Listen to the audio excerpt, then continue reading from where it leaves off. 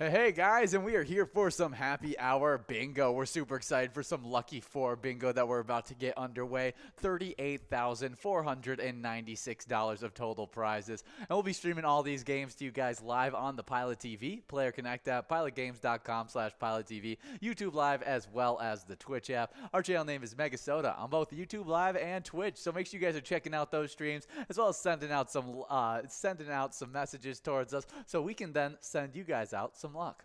That's right, but of course we have been installing a lot of those brand new Pilot TVs to a lot of new locations, and those places include the Rusty Duck 2, Happy Hour in Madison, Toppers, Windrift Lounge, Westfield Golf Club, Eagles in Austin, Maple View Lounge 2, the Cree Bar and Grill, Bobby Joe's, the Bar and Grill, American Legion Fridley, Municipal Liquor Store in Eagle Bend, and the VFW Eagle Bend. Yeah, definitely some great locations. We have moved past all of our jackpots in this game of Lucky 4 Bingo, and we're now working on a $5 Musco prize, as we see a few players one ball away, like Lulu, Christ, and Eli, all trying to get after it. We'll see if they can get the lucky ball, or if it's going to be a bunch more players joining up at that one ball away mark, as that seems to be the case when it starts lasting long like this one. But do you have a lucky number that you think it's going to fall on?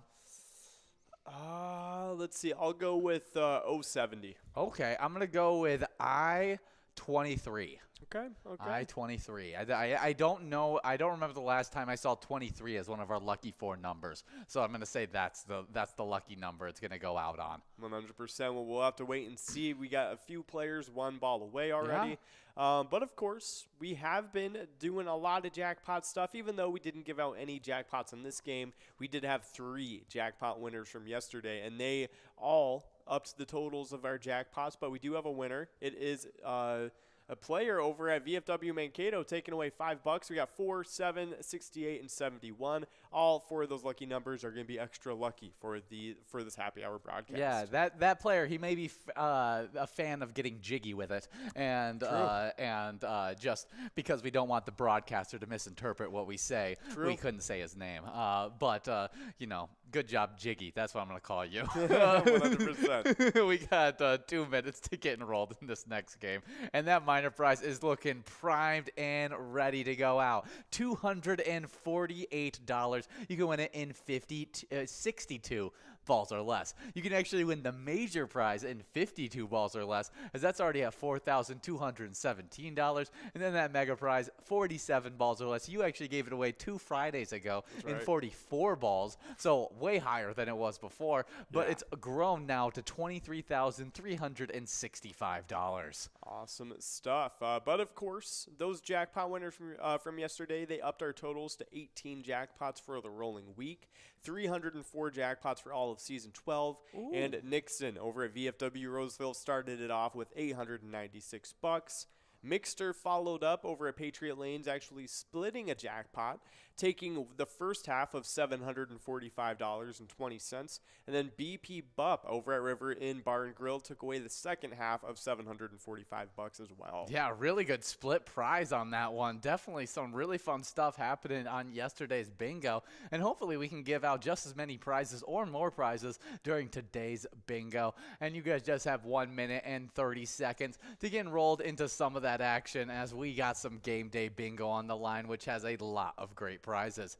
Speaking of great prizes available in a specific game, we have a lot of great prizes available in our newest E-Tab game we just released. It's called Bounty Hunter. Collect a lucky horseshoes and try the Bonanza bonus, or try your luck and pick a lucky door in the Saloon door bonus. Awesome stuff. Definitely check it out and let us know what you think. It's another one of our great E-Tab games we just released. Yeah, a little Western themed. What's your favorite of of the themes. You like Western, Olympics, you know, the Christmas, Halloween themed games, the ones that we have like kind of based off of movies you almost see. They're not quite the movie rendition, but they're pretty close. I probably like the Halloween themes the most. Halloween. I like the Halloween ones as well, as I feel like we're going to have even more Halloween themed stuff coming up soon this month, which should be some really, really cool stuff. But I do like the Halloween with the House on Haunted Hill. That's one of my favorite E-tabs. Oh, 100%. But of course, if you want to keep up with any new E-tab games we release, you can definitely give us a like and follow on our Facebook page. Search up Pilot Games and you will see our logo. That way you can see weekly bingo schedules, event details and reminders, big progressives, player pictures, and a lot more than that too. You can also click the website link on our Facebook to see our link tree. Has links to bar locations you can play Pilot Games at, other social medias like Twitter and Instagram, and a lot more than that too. Yeah, pretty much everything you need to find about Pilot Games is on that Facebook page, so definitely give it a like and follow. But we are now in this game of Game Day Bingo, where we're trying to give out that minor prize that is so primed and ready to go out. 62 balls or less, $267 on the line. But the other prize is not out of reach either with that mega 47 balls or less and that major 52 balls or less. We'll see if it can happen. And if we don't make any of those jackpot happens, we still have a $50.40 must-go prize. Awesome stuff. Well, definitely looking good for this very first game of the yeah. broadcast. But definitely get after it. Get your bingo faces on. Do what you got to do. But Facebook, awesome place to find out things about Pilot Games. But Facebook is also a place where I find the most random things. What is your Facebook like? My Facebook, I don't go on it too often, to be honest. Because yeah, I don't go on mine either very often. But when I do, it's got a very like weird, like it's like a theme that I don't have in any other social media platform. Yeah, no, it's pretty fun. I see a lot of like just family and friends sharing like memes and stuff like that, I guess. I have it because I have so many, like, I don't know how it happened, but like there's so many people I follow from because it was the first social media that I got. Yep. Like Facebook was the very first one, and so like I didn't get another social media until probably like 2 or 3 years. So that's how I followed every like little like weird account and everything like that when I was a kid on my Facebook page. And so it's basically just like if you took ASDF, America's Funniest Home Video, AFHS. AFHS. AFHV, America's Funniest Home Videos. Yes, that's how you say it. Yeah. But it's basically that if you just put it into like video form on my Facebook page. It's just like random people, like kind of like also ridiculous on MTV. Just like videos of people like randomly hurting themselves, and I don't know why. That's like my Facebook page. That's pretty funny. Yeah, I get a lot of like news and just random things too. Yeah, but it's that and family stuff. That's what I get. It's that, news, family stuff. That's my Facebook page. It's the weirdest array of stuff. No, 100%. It is definitely a very interesting social media platform now. But of course, we do have a winner. We got Player over at Corky's Bar in South Haven taking away the must-go of $50.40. And like you said, missing just barely on that minor jackpot. But it does click up to 64 balls. Yeah, right? I don't know if I've ever seen it click up to 64 balls. I don't think I've ever seen it get past 62. No. So this is the first for me and you. And so I'm assuming it clicks up from 62 to 64 balls or less, because I don't think it has a ball limiter on it, and it just keeps on going up until it actually goes out. But 64 balls or less, it would be amazing if we got it past this one. And so get enrolled, press play. I mean, and I say amazing as in like wowing. We don't want that to happen. Get in. Let's give out this jackpot. $326 available on that minor prize. I mean, the major still 52 balls or less, and that mega still 47 balls or less. But we got live bingo going all day, every single day. And every single lunchtime, we play Vikings bingo from 12 to 1 o'clock. Now, me and you were on that Vikings bingo broadcast, and we were not able to give out that jackpot. But it's over $17,000 available. And you'll have another opportunity tomorrow from that 12 to 1 time to take home a great Vikings bingo jackpot. Awesome stuff. So definitely come on in tomorrow and try and get your hands on that one. It's a pretty big one right now. But we do have some game day bingo happening right after from 1 to 4 p.m. It's the 50-cent cards like normal. During that time, you can get a chance at the minor, major, or mega.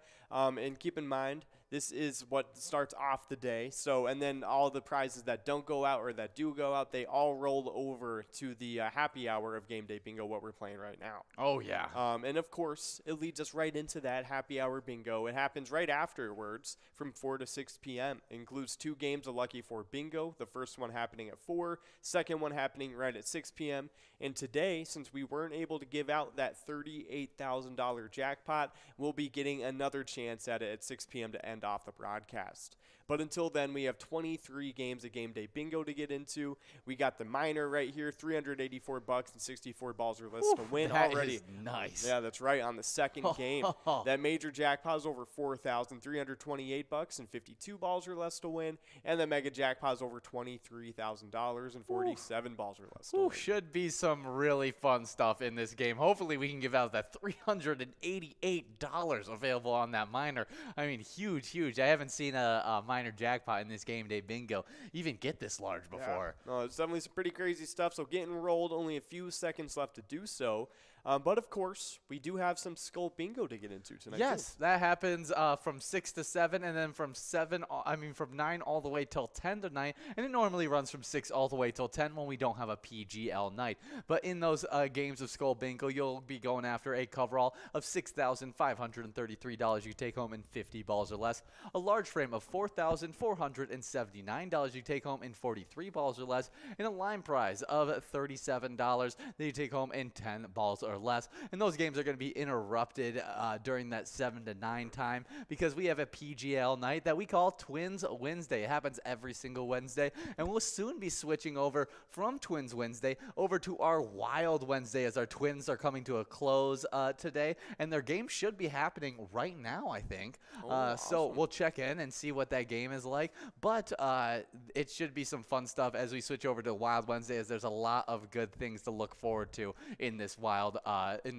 season. But just last night we had a different PGL night, and that was MegaSota game night. Starts at 6:40 every single Tuesday. Tony and Nikki bring some of the best Pilot Games action, as well as some really good prizes, like their grand finale that they actually weren't able to give out. But even when they don't give out the jackpot in that grand finale, there's still great prizes available in it. But if you do take home the Jackpot Jungle coverall in 54 balls or less, you can take home $39,881. So come out for next Tuesday at 6:40, as well as tonight at 7 o'clock. 100%. Definitely going to be a great PGL night, especially tonight for TwinsWinsDay. So let me come on out. But we do have 50 balls drawn. We got the must-go set at $96.20.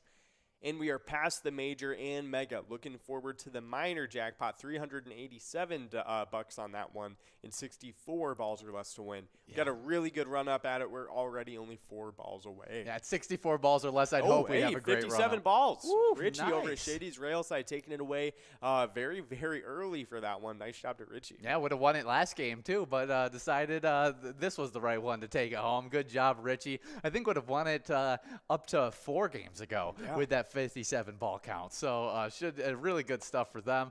We are now going to get enrolled into a game number 3 of Game Day Bingo, but that must-go prize of $96.20. $96.20 did not go out in that game. That must-go is still available as we're getting enrolled into this one and should only be added on while you guys are getting enrolled in the next 2 minutes. So it should be over $100 that you can win at any ball count. Doesn't matter, as long as it gets past that 52 ball count, you'll be taken home, and obviously you got to win the game as well, and you'll be taking home over $100, I think, on that must go. Awesome stuff. So definitely get enrolled and try and get a chance at the must go, and hey, the major and mega are both available as well. But of course, we do have some national days to get into, and we got a list of some pretty cool ones. Starting it off is National Rhode Island Day, and wrapping up the original 13 colonies. This day on October 5th recognizes the last colony to join the Union. The Ocean State joined the Union on May 4th in 1776. Yeah, it's got to be one of the smaller states that we have. Yeah. Is it the smallest? Yeah. That's what I thought. I was like, I'm not sure if it's the smallest, but I'm pretty sure it's at least like top 3 smallest. Yeah. But yeah, that it's would make crazy. sense It's that actually it is. smaller than Hawaii. Is it really? Yeah. You would never guess from, I think, a map. Like, if Yeah. you looked at a map of the two places. Yeah, I think it's like if you combine all the islands together, it ends up being more land area. Okay. Oh, that would make sense with all the Yeah. islands and everything. Just not the main island of Hawaii isn't the size of Rhode Island, but all of them combined together. That would make a lot of sense. We do just have 1 minute to get enrolled in this game. And again, I'll remind you guys, this must-go prize is going to be fantastic heading into this game, as $96 did not go out in the last game on that must-go, and it's just growing and rolling into this one. You know what's crazy? Hawaii is not even in the top 5. Really? No, like it's Rhode Island by far, actually. 1,214 square miles. Delaware, 1,900 square miles. Then it takes a jump to Connecticut, then New Jersey, then New Hampshire, then Vermont, then Massachusetts, and then Hawaii is at that state. Wow. Yeah. That's pretty crazy. I honestly didn't really know that. Yeah, definitely. Really, really cool stuff. That's pretty cool. But some fun facts about Rhode Island are, despite the diminutive size, Newport in Rhode Island has over 400 miles of coastline. Ooh. That's pretty cool stuff. That's really interesting. Yeah, 100%. Let's see. Rhode Island surrounded by Connecticut, Massachusetts, and New York. The border with New York is a water border. Really interesting. That would make sense since Rhode Island is a peninsula, correct? No, it's not quite like a peninsula. Like I guess you could say it might be like, I don't know if you would call it a peninsula, to be honest. Yeah, what kind of landmass is it? Let's take a look.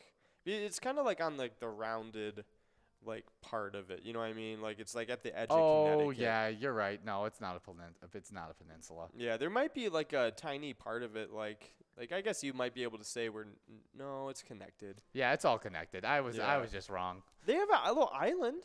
They have a couple islands. That's funny. Yeah. Cool stuff. Yeah. Well, also that would make sense if one of them's Newport. Yeah. That it has the 400 miles of coastline. Yeah. No, it is. Newport is on that little island. That's pretty cool. That's really interesting. I wonder how. I guess they just take ferries all the time. That's pretty fun. Yeah, or they they might have bridges as well. Yeah, true. Yeah, because it looks pretty packed in there. Yeah, it looks pretty. That would be.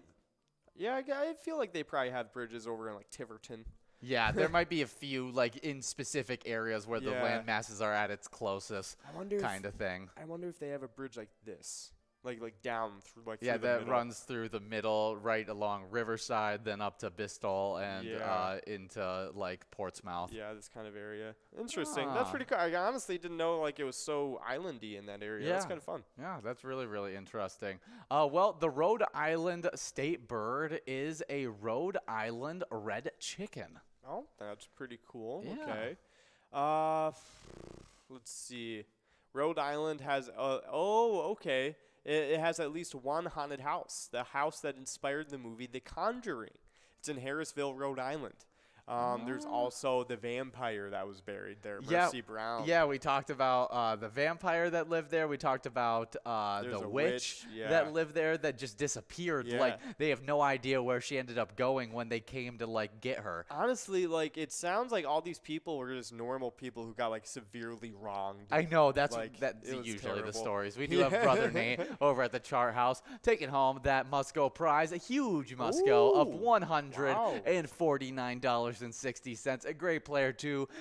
Great prize going out to a great player. Good job, Brother Nate. In this Game 3 of Game Day Bingo, we're now getting rolled into a Game 4, and that minor prize is clicking up from 52 to 54 balls or less. But if you can win it in 52, you'll take home that major of $4,000. If you can win it in 57, you can take home $23,000. Awesome stuff. But, of course, we got another little fact.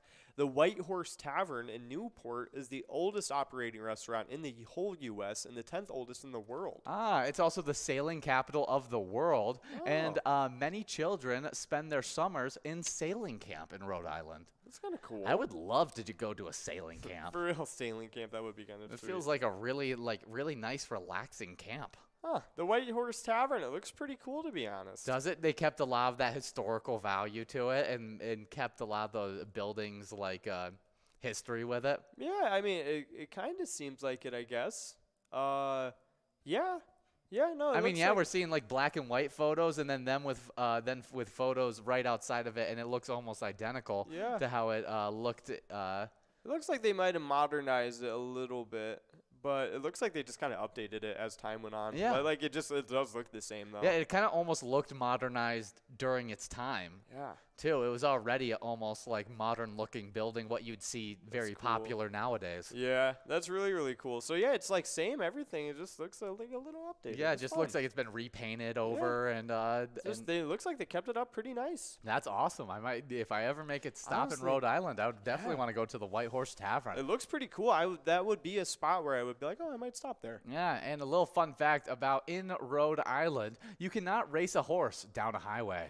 Nice. Yeah. Nice. Speaking of horses, Newport was the location of the first polo field in the U.S. The Westchester Polo Club. You can still catch matches of the Newport International Polo Series in Portsmouth. It is great fun to grab some friends and grill and watch the ponies.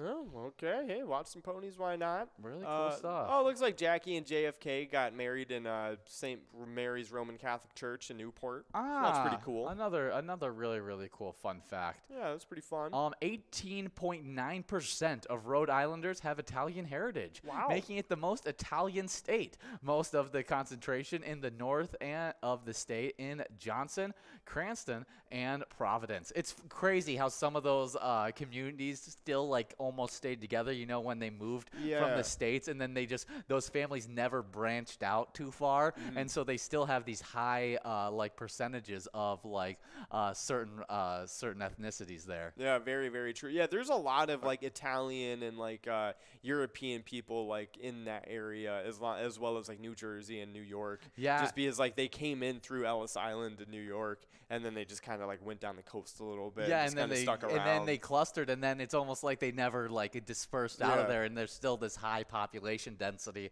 of this certain group of people. Yeah, it's pretty fun though. So yeah, that's crazy though. I didn't know that Rhode Island was the most Italian state. That does surprise me, like as I don't hear as Rhode Island being Italian. No, not really. That's pretty fun though. Let's see what else there. Many industry magnates from the early 20th century, such as Astor's and Vanderbilt's, had summer cottages in Newport, Rhode Island. They were huge mansions. Oh, interesting. Yeah, that's probably like a pretty nice getaway place. Yeah, not much especially people. summertime, like in Rhode Island. It's got to be pretty, very pretty place. Yeah, 100%. And probably like I said, not a whole lot of people around. Probably famous people loved it. This is awesome. Providence has the most number of donut shops per person in the U.S. That's hilarious. That's pretty funny. I mean, it kind of makes sense just because there's so little people there, but it's surrounded by big places. Yeah, just That's donut really shops funny. on donut shops, I guess. That's hilarious. That is great. Well, definitely some fun facts about Rhode Island, as it's one of those original 13 colonies. Super cool stuff. We do have 58 balls dropped in this game number 4 of Game Day Bingo, and we'll see who can take home this must-go prize of $32.80. As we already got players 2 balls away, we'll see who can win. We got Man, Bear, Pig, but there it is. Oh, that's right. It is Ange over at Whitey's Bar and Richie over at Shady's Railside. Both of them taking away $32.80. Nice job to you two. Oh, yeah. But next up on our National Day list is National Get Funky Day. You guys can find your groove on this October 5th and celebrate National Get Funky Day. And so since there's nothing more funky than disco, we're going to be looking up some disco fun facts. Okay.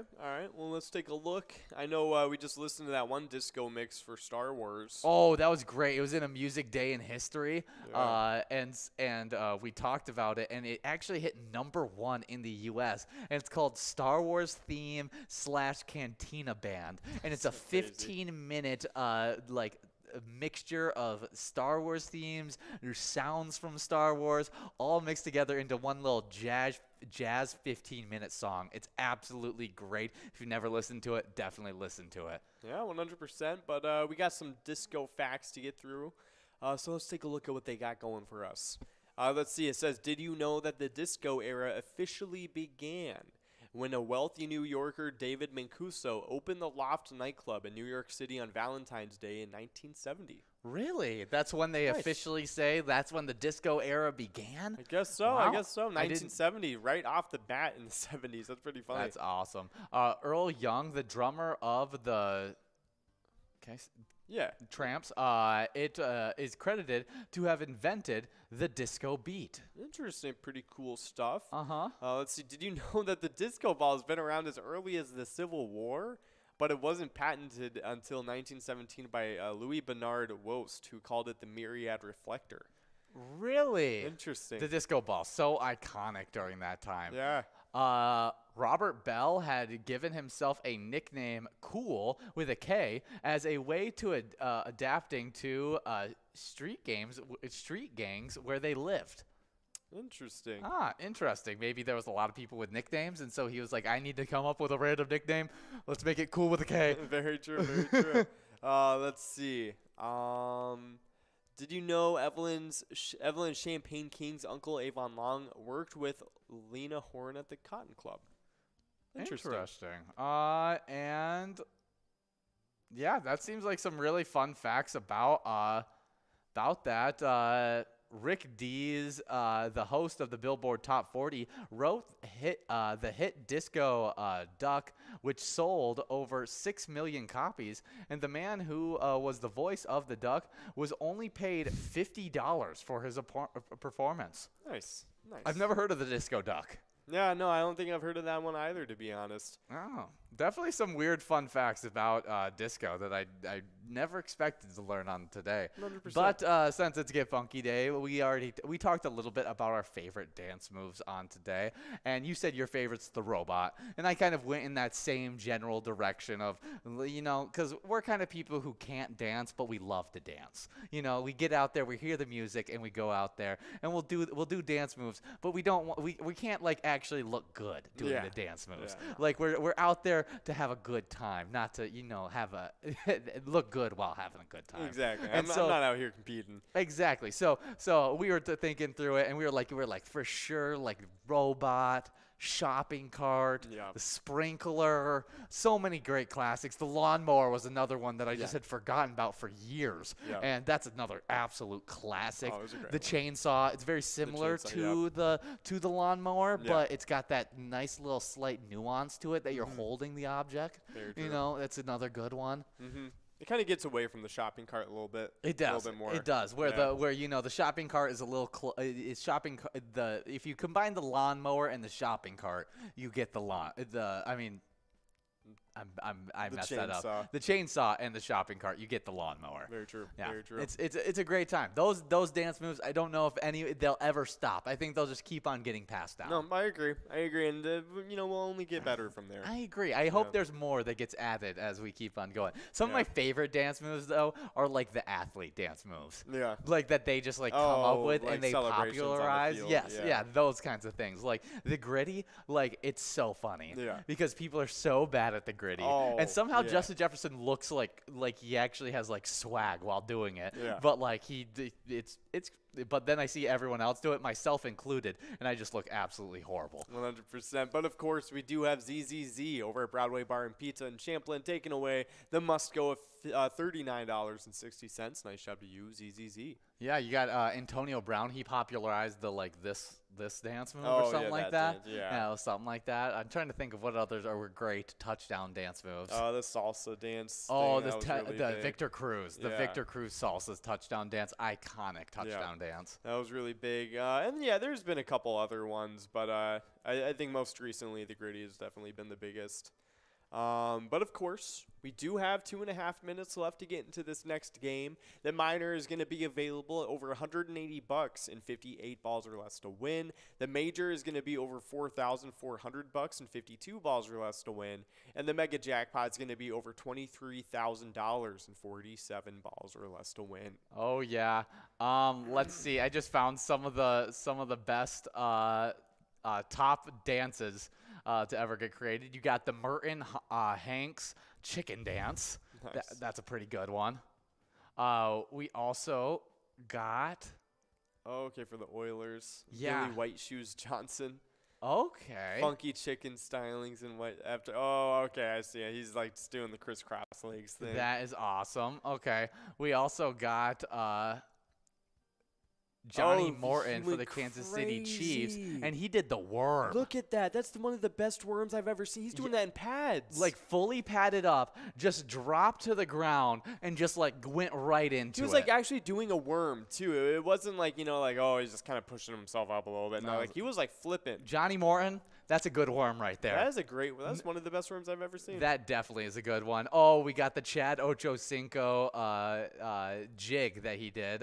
He did some step dancing. Nice. That's funny. That's awesome. I feel like he's just did a lot of random things. Oh, he did. Oh, this one's one of my favorites. Oh, yeah, where he does the slide dance or whatever. Yeah, it's the Ray Lewis Ray Lewis dance that Terrell Owens did. Renowned NFL bad boy. Let's see, what did they call it? Yeah, but it looks like they don't have a name for it. It says impromptu performance. Yeah, Warren Sapp did the Beyonce. That's so funny. He just did like a little I don't even know. I don't even know how that is considered Beyonce. It might have been a single part of the single ladies routine. Oh, it might have been a part of some singular routine. Yeah. You got Jerome Simmons. He did the flip into the end zone. I don't know if that's a dance, but it was one of the coolest ones to happen. You got Kelly Washington doing the squirrel, which is like a. It's kind of Thriller-esque in a weird way. And it's got a little wiggle in the end. That's right. Oh yeah, definitely some fun ones on today. 100%. But yeah, happy National Get Funky Day, everybody. Yeah. We are getting into this next game of Game Day Bingo. In the meantime, while you guys are trying to win these prizes, we do have World Teachers Day to get into. This day honors teachers and teacher organizations making vital contributions to the education and development of our future leaders. Oh yeah. What was your favorite class to be in? Like to be in? Like to be taught, not to like just sit down because you had some amazing teacher or anything like that. And when I say amazing teacher, a teacher that just let you do whatever you wanted to do, kind of thing. One that actually most interested in. He actually taught you how to do it. And you you actually learned everything you needed to know from the class, but also just loved being in the class. I really liked physics a lot, to be honest. I thought that was really cool. Do you have a good teacher for that one too, where he kind of figured out how to keep the attention? Like there's people who know how to public speak really well, and those teachers usually were the ones that caught my attention. He wasn't like the best teacher I ever had, but he was like a decent teacher, yeah. But then the subject of physics. The subject, I really liked the subject a lot, so it was easy to kind of learn and stuff. Yes. And I had a good time kind of learning more about it.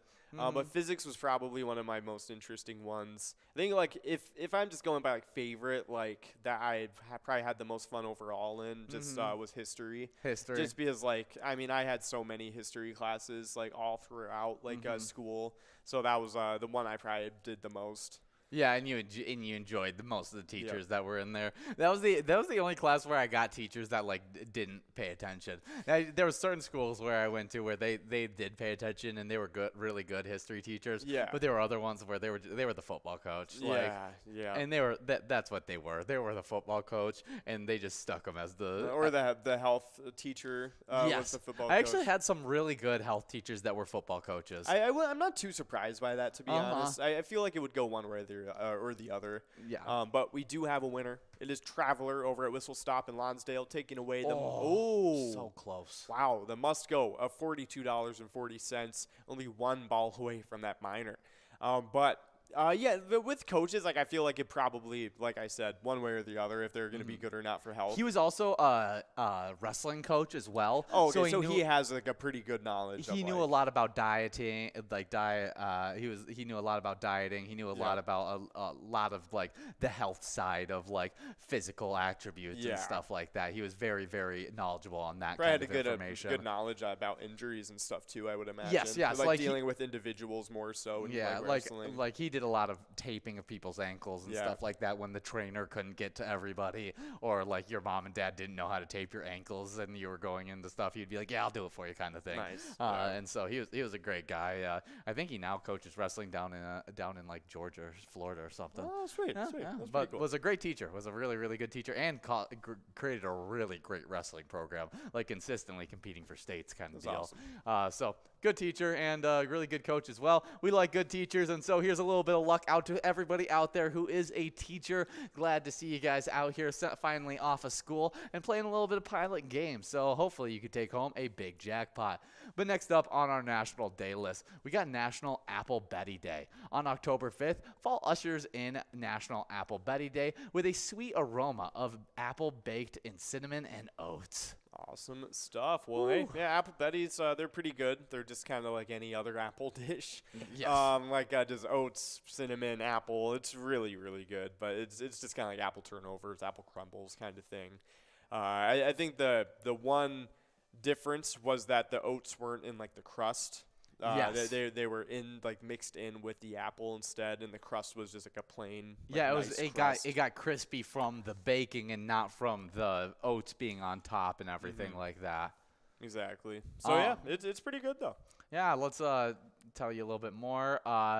This dessert offers all the goodness of a crisp, crunchy topping paired with a warm, tender fruit, but with far less work and less ingredients too, making it a popular treat in lean times. So, I mean, hey, it seems like it's cheap, tastes good, and can make it relatively easily. Nice. Well, it's probably just like a simplified apple pie, you can probably call it.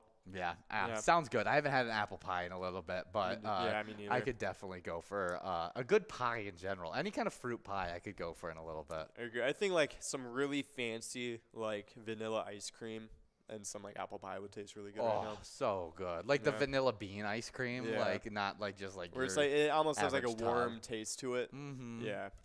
Good stuff. Well, happy National Apple Betty Day. If you guys are at a bar that serves Apple Betty, definitely enjoy it on today, or maybe substitute it with any kind of apple sweet dish that you could possibly think of. 100%. But of course, we are rolling in this game. We got the minor at 60 balls or less to win. Major is at 52 balls or less to win, and the mega is sitting at 47 balls or less to win. If we roll past all those jackpots, we do have the must go at $59.90 to lean on, so definitely keep that in mind. We do have players already 15 balls away as we are rolling on to 25 balls drawn, trying to get at the mega first, then the major, and then the minor. We'll have to wait and see which one we can grab. But of course, we do have one last National Day to get into, and it is National Do Something Nice Day. And each year on October 5th, people across the nation observe this National Day. Oh yeah, and we'll talk about some good deeds you could think about during today. First one is let your first check of the year be to charity. I wish, dude. A little far behind, maybe in the upcoming year. Plan it out and be like, hey, let's start the year off in a really good way and give to charity or give whatever next check that you have that's spareable income. Try and give it to charity or just give a portion to charity. That's always a good deed. Or maybe if, you get those random things in the mail sometimes where it's like, oh, hey, did you purchase this product in 2014? And you're like, yeah, I did actually. And then they're like, oh, you could be available for a $50 check. And maybe next time you get one of those, you can just be like, oh, I'll just give it to charity. I'll give it to charity. That's right. Exactly. Random $50 you come across, I feel like a random $50 could always help somebody a lot more than, it would for me. Oh, for sure. We do have a jackpot winner, $285 going out to Randy over at VFW Mankato. Good job, Randy, in this game number, 5? 6? I think it is a game number 5.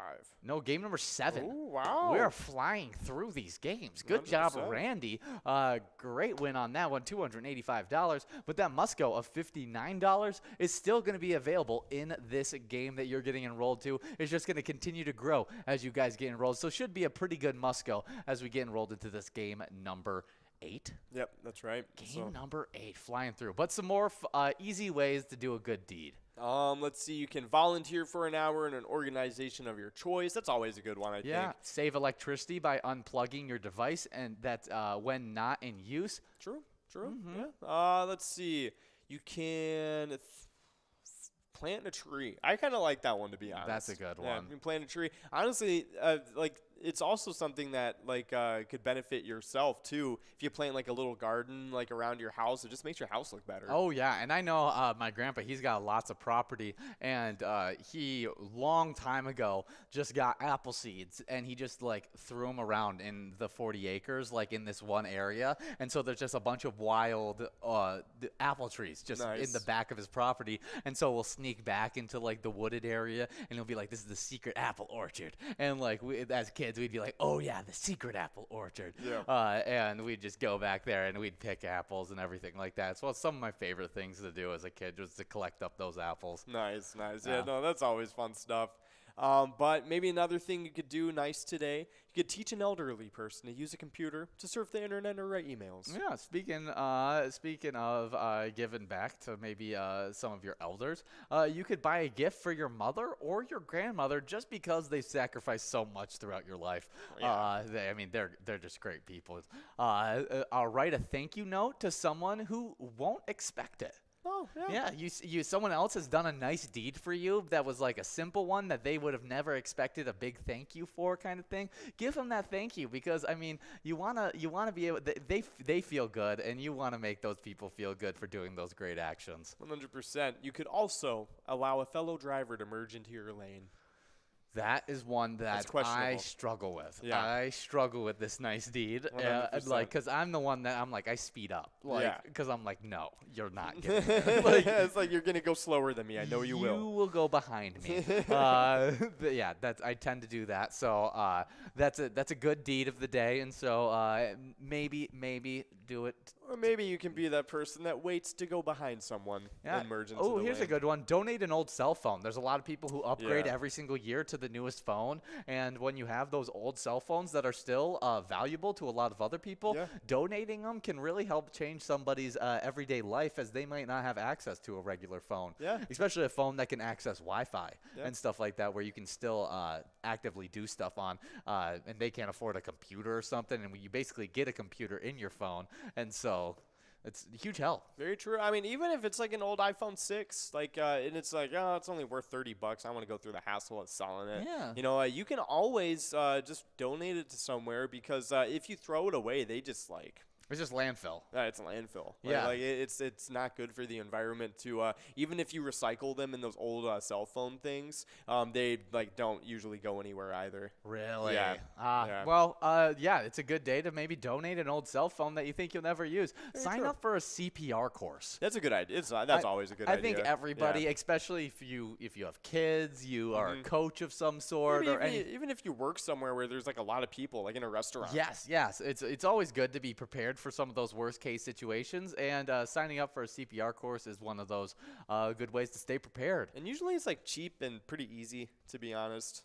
Okay, this one's a really good one that helps you just be generally more grateful, better, and just be able to give more of yourself out to the community. And that is, think of at least 3 things that you should be thankful for in your own life. Yeah. Kind of thing. Because when you are thankful about your life, it's easier for you to do those things that help people be thankful about their life. Yeah, 100%. So definitely a good one. You could also plant a vegetable garden and donate the vegetables to a local food pantry. That's awesome. a super easy one to do, especially if you just grow zucchini and squash and stuff. Yeah. Is that stuff just grows out of hand. Yes. It gets crazy.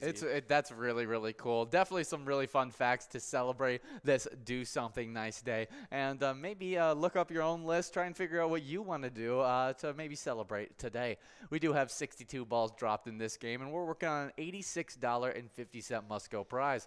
Players are 2 balls away, and we already got our winner. Awesome. Ange over at Whitey's Bar taking away the must-go of $86.50. Nice job to you, Ange. Oh yeah, and our Twins, they've had a rough end of the season, but are looking pretty good in this game right here, as they're only at the top of the 5th, but that doesn't stop our Twins from dominating the last game of the season, as they are up 10-0 right now. They scored 6 points in the first, 3 points in the second, 1 point in the third, and 0 points in the fourth. We're hoping to be able to continue to extend that lead, but 10-0 definitely gives us high hopes that we can at least finish with a win. Yeah, 100%. It looks like Luis Arraez, he's already gotten a couple hits. So, hey, maybe he's keeping up with the batting title, hopefully. Yeah. It's hard to tell based on the limited stats they gave us, just because it's like, I don't know how many pitches he's been thrown and how many of them he's hit. Yes, very, very, very true. But hopefully he pulls out the game and ends up getting it. That'd be awesome. At 25 years old. I want him to be able to get that batting average title. Avoid Aaron Judge having that great season that he's on, trying to get the Triple Crown. That would be historic if he got the Triple Crown. And set the record for home runs at the same year. But I think it would be cooler if Luis Arraez got it, as a Twins fan. Exactly. So hopefully we can see him continue to dominate as this game is continually going throughout our game day bingo. And hopefully we can give out some prizes as well as watch the Twins win. And you guys can play a great ETAB game that has a very similar name to what I just said. It's called Twins Win. And you guys can play anytime. Pick a lucky batter in the Home Run Derby bonus round and see if you can win some Grand Slam prizes. 100%. But, of course, you guys know whenever you play Twins Bingo or Vikings Bingo, whichever one it may be at that point in the season, during Lunch Hour Bingo, you guys earn points for the Twiking Zone standings. The players right now are looking pretty crazy. We have 8 out of 10 players in the 100,000 point club already. Whew. So, without further ado, we'll dive right into them. Starting off in 10th place, we got T-Bone over in Poppers with 89,000 points. Previously was in 9th, getting booted back to 10th. 9th place, rising from 10th, we got Kirby over at VFW Blaine with 93,000 points. In 8th place, we got Red over at Monty Sports Bar with 101,000 points. 7th place, it is Tez over at Poppers with 116,000 points. 6th place, it is Caribou over at Cooper's Restaurant with 122,000 points. In 5th place, we got Loser Dave over at Finlayson Municipal Bar with 178,000 points. 4th place, dropping from 3rd, we got Sinbob over in Bedrock with 193,000 points. Only 1,000 points ahead in 3rd place. Rising from 4th is Mikey Wins over at Steve-O's with 194,000 points. In 2nd place, we got Nan over at Corky's Bar South Haven, just barely getting into the 200,000 point club yesterday, exactly at 200,000 points. But in 1st place, it is indeed Scrub Eye over at VFW Blaine. Right now at the top of the standings, only 5,000 points ahead of Nan, though, with 205,000 points. Yeah, good job to all those players. Onto the location side as balls are dropping in this game number 9. Yeah, game number 9. In 10th place on these location standings, we got Steve-O's and Crystal with 92,000 points. With 99,000 points in 9th place, we got Halfley's Bar in Richmond, 9th place, and have 99,000 points. That just seems right. In 8th place, we got Carboni's Pizza CR Billiards in Coon Rapids with 114,000 points. With 123,000 points in 7th place, we got Miniger's Sports Hub in La Crescent. 6th place, getting bumped back from 5th, we got our place on 3rd in Faribault with 224,000 points. Moving up from 6th into 5th, we got VFW Blaine with 226,000 points. With 308,000 points in 4th place, we got Poppers in Virginia. 3rd place is Corky's Bar South Haven with 369,000 points. With 423,000 points in 2nd place, we got American Legion Fridley. And number 1 location, the reigning champs, it's VFW Spring Lake Park with 534,000 points. Awesome stuff. Nice job to all of the players and locations in the top 10s. You guys are doing great stuff. But we do have balls rolling on this game, and we might be able to get the minor. Not going to look like it this time, but it will be clicking up to 56 balls or less to win next round. And right now we have the must-go of 2470 to look forward to. Yeah, 3 balls away for already some of these big-time players like Lars, 1 away, want to win. I see Travelers out there all the time. We'll see who can end up getting as that should go out in these next few balls. Let's and we'll take see a look. who gets the win. Still 2 balls away. It's there it is. Yeah. Rusty over at Arlington Dugout and Beck over at American Legion Adams. Both of them splitting up that 24-70. Nice job to you two. Yeah, just like the Cars brand, Rusty's. That's fine. That's right. Yeah, Awesome good job, stuff. Rusty, getting the win. But we want to talk a little bit about E-Tabs. That's right. And we're listening to a really fun E-Tab. You got Babe, the Blue Ox, as well as Paul Bunyan out in the front, and even maybe a little Miss Minnesota action. And that great game that incorporates all this great action is called Pride of Minnesota. But we don't just have games themed after Minnesota. We have a bunch of different E-Tab games that you can play. Oh, yeah, 100%. We have over 70 different charitable E-Tab games you guys can choose from. Play any of them anytime to win huge prizes up to $1,500. All of those games have small bets between 50 cents and $5 and awesome bonus and free play rounds on top of all that. Yeah, definitely some great stuff there. One of my favorites, I'm going to say right now, I'm going to go Buku Bucks. That's going to be my highlighted E-Tab for myself. And what is your highlighted E-Tab? I think I'm going to stick with Penguin Palooza. That's always a classic option. The good old penguins that don't make penguin sounds. Right. We got 1 minute and 30 seconds to get enrolled in this next game. And that minor prize, able to get 1 in 56 balls or less, 52 balls or less for the major, and for the mega, 47 balls or less. But as you guys are getting enrolled into this next game, we have some music history to get into. And the first one is a really big moment in music history. Yeah, 100%. Happening in 1962, we got Parlophone releases the first Beatles single, Love Me Do, in the UK.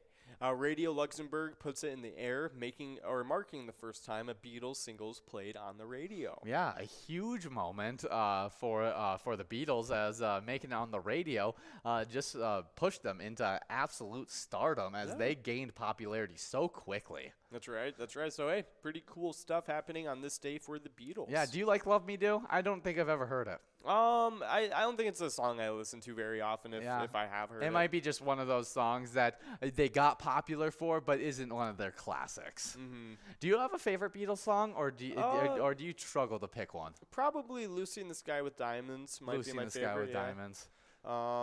Yeah, that would probably be my favorite, I would say. Yeah, that's got such a good sound to it. Yeah. Like, yeah, it's got such a, I don't know, I feel like it could be in a movie, too. Yeah. I don't know if it is in a movie. Oh, it's probably been in a couple movies, It I would feels imagine, like it would make a movie appearance, as it's got that, like, strolling down the street kind of soundtrack. Yeah, 100%. But, of course, we do have balls rolling on this game. We got that must-go set at $24.20. Minors at $94.41 and 56 balls or less to win. That major is over $4,630 and 52 balls or less to win. And that mega jackpot is at $23,774 and 47 balls or less to win. Yeah, it's in Help! Exclamation point in 1965. The Magic Mystery Tour. Yeah. Across the Universe in 2007. That's like one of the most common ones. I think the Magical Mystery Tour is where they actually like go into their house in New York. And like it's a really cool looking house, but like also a lot of other crap happens. Yeah, Sgt. Pepper's Lonely Hearts Club Band. Yeah. Yellow Submarine was awesome because there was no like talking. It was just like music the whole time. It was really cool. That's really cool. I need to watch it at some point because I've heard a lot about it. Across the Universes and the Beatles anthology. Yep. Really, really cool stuff. Next up on Music Day in History, though, in 2012, a little bit more current, Adele posts her new theme to Skyfall, the 23rd film in the James Bond series. The theme song, written by Adele and her songwriter partner, Paul Epworth, features a 77-piece backing orchestra. In an informal Billboard poll, 69% of responses vote it the best theme of to a Bond film ever. Wow, some pretty high praise for sure. But yeah, I kind of agree, to be honest. I think it probably was one of the best themes to a Bond film. Let's see what other ones there are, though. Yes, we got the 11 best themes. Theme songs to the Bond films. In the first one is The World Is Not Enough. By garbage. By garbage. That's really funny. We do have another winner, though. We got Lucky Star over at Chanticleer Pizza, Coon Rapids, taking away that must go $24.20. Nice job to you, Lucky Star. We should probably just talk about the top 5. I agree. Oh, Duran did one. A Really? view to a kill. No really? way. That's really hilarious. cool. Oh, that's really, really funny. Well, hey, Duran, there you go. Yeah, the Oh. 4th highest one is Nobody Does It Better by Carly Simon. That's funny. She did the Vane song. Okay. Yeah. Cool. That's really fun. I'm pretty sure she did, yeah. But Live and Let Die, Paul McCartney and the Wings. That's hilarious. I didn't realize that was one. Number 2, they have Skyfall by Yeah. Adele, which some people say is the greatest one of all time. Let's see what they have for first. Oh, Goldfinger by Shirley Bassey. Yeah, that makes sense. That's probably the most iconic, but I would say that the best is the Skyfall like the one that you might have on your Spotify or something like that. Yeah, because if as soon as I hear Goldfinger, I instantly think of James Bond. Yeah. But if I hear Skyfall, I almost think of just like, wow, Adele's amazing. Yeah. Like that's what my first thoughts are. Like I Yeah. don't actually think of the James Bond. of James Bond because it's such a great song to its own own right. Yeah, it was such a huge song during that time, so definitely worthy of being called the best one. Yeah, I also seeing a bunch of edits now. Like Yeah. I feel that's where I see it the most is like people editing clips from other movies and stuff like that. Yeah. And it's like them like in a depressed like walk out of some scene and they have that song playing. Very true. Yeah. Or it's what's his name from Breaking Bad walking out of the first time he does like the drug deal and he's just like walking out. Oh, Walter White. Yeah, Walter White, and That's he's just funny. like walking out of the building. I've seen that one. Yeah. Oh, where it's like blew up or whatever. Yes, that one. yeah. I've seen the Skyfall to that clip of Walter so White in funny. Breaking Bad. That's hilarious. Yeah, no, Breaking Bad. Oh my goodness, it's such a great show. Definitely, I like it so much that I have me's that are all the Breaking Bad cast. Yeah, that's right. That's right. You watched it, right? Yeah, I've watched Yeah, all of it. yeah, that's right, yeah. I want to watch it again really soon. It's Like so I've good. never rewatched it. I watched it one time. I watched a majority of Better Call Saul. I never ended up watching El Camino. Yep. Yeah, I never. That ended wraps up one of the main characters' storylines. Yes, that's the one Yeah. that's it follows what's his name from the chicken place, right? No. Isn't he a main character of it? Well, I mean, like, I guess for those of you that don't want to know about El Camino, what it's about, for that maybe you haven't started Breaking Bad yet, don't listen to this. El Camino is like the wrap up of Jesse's story. Oh, okay, cool stuff. Yeah, it's really worth watching. I It's would really definitely good. watch that Yeah. because I love Jesse as a character. Yeah, no, it gives them a good ending. Yeah, and I was never a huge fan of Saul as a character, so Yeah. I kind of was like, oh, this stinks. I'm not gonna watch another offshoot of the Breaking Bad series kind of thing. The cool thing with Better Call Saul is that nearing the end, like for I think the 3rd or 4th season, it actually starts involving Mike a lot. Mike is a really big character in Better Oh. Call Saul. That's cool. And I think also Better Call Saul it helps a lot more different demographics get into it. Yeah. Like if you're not into Breaking Bad, I don't blame you for not being into Yeah. Breaking Bad. But like Better Call Saul kind of like has that light comedy. a little in bit more it, of a made has- for TV. Exactly. Yeah, no, I definitely agree with that. But whatchamacallit, Mike ended up being a lot more involved in the show, and then Jesse and Walt actually came back. I did hear in that, the and show. so I might and have Gus to. was really big in the I show might just have too. to skip to the end Literally, seasons and just yeah. like watch those Because, I just mean, so like, I why can not? see. I already Yeah. know the basic storyline of the show kind of thing. I Exactly. don't need anything else to it. 100%. But we do have 34 balls dropped in this game. But we got on this huge tangent because we were talking about Skyfall, and that was a release today, the theme to the James Bond film that was actually voted to be some people's favorite of the entire Bond film franchise. Yeah, 100%. But of course, we do got balls rolling on through this game. While you guys are doing that, though, you do have to sign up at pgl.world to become a member of our league. PGL players compete for points and have access to insider information, including a monthly newsletter that has a lot of great stuff in it. So definitely sign up today at pgl.world. world. That way, you can participate and earn points during all those PGL nights, and you can also compete with other players on those standings. Yeah, also a login for that Player Connect app as well. That's right. But we have 55 balls dropped on this one. We're trying to give out this prize in the next 2 balls now. We'll see if $133 is going out in this game, but it doesn't look like it will be. Yeah, we're moving on to $31.20 in this one. But tonight we have one of those PGL nights, and some players that are going to be getting some brand new fresh points are players that just got signed up, and I'll announce them right after we talk about this winner. That's right. We got Shorty over at Broadway Pizza Maple Grove taking away $31.20. Nice job to Shorty. Yeah, but those new players that just got signed up at PGL.World. We got Stu71, Blue Frog 12, Pink Fly 123, Fred Trisha, big time player, BJ Palumbo, Andrew Scar, Sparky File, Gina 1440, B San Tiger 34, and Midnight. Awesome stuff. Nice job to all the players newly joining the PGL. But speaking of the PGL, we do have those standings right here in front of us for both the players and the locations. To get onto these standings, you guys have to earn points during those PGL specialty nights like MegaSota Game Night, TwinsWinsDay, and of course Vikings Game Days when those roll around whenever the Vikings play. So definitely some awesome stuff going into that. Yeah. But we do have those player standings to get into, and I'll start it right off with 10th place falling from 9th. Keeves over at Clearwater Corners with 618,000 points.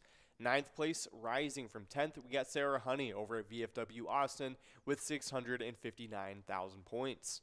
In 8th place, we got Chapster and Mose with 680,000 points. 7th place is Nixon over at VFW Roseville with 702,000 points. 6th place, we got Keith over at Billy's Rockford with 710,000 points. 5th place is Brizo over at the Underground Bar and Grill with 728,000 points. 4th place, falling from 2nd, it's Bergar over at Rusty Nail in Thief River Falls with 764,000 points.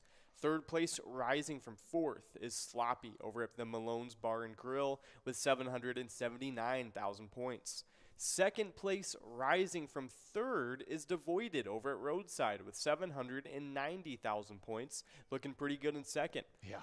But in 1st place with a pretty decent lead, it's Forget You D over at VFW Austin. Now has 1,107,000 points in a league of their own for now. Oh, yeah, but we are about to get into this game at number 12 of Game Day Bingo. That minor prize just hit $200 that you could take home in 60 balls or less. You guys just got 25 seconds to get a part of this game, so hopefully we see you in it and taking home a great prize.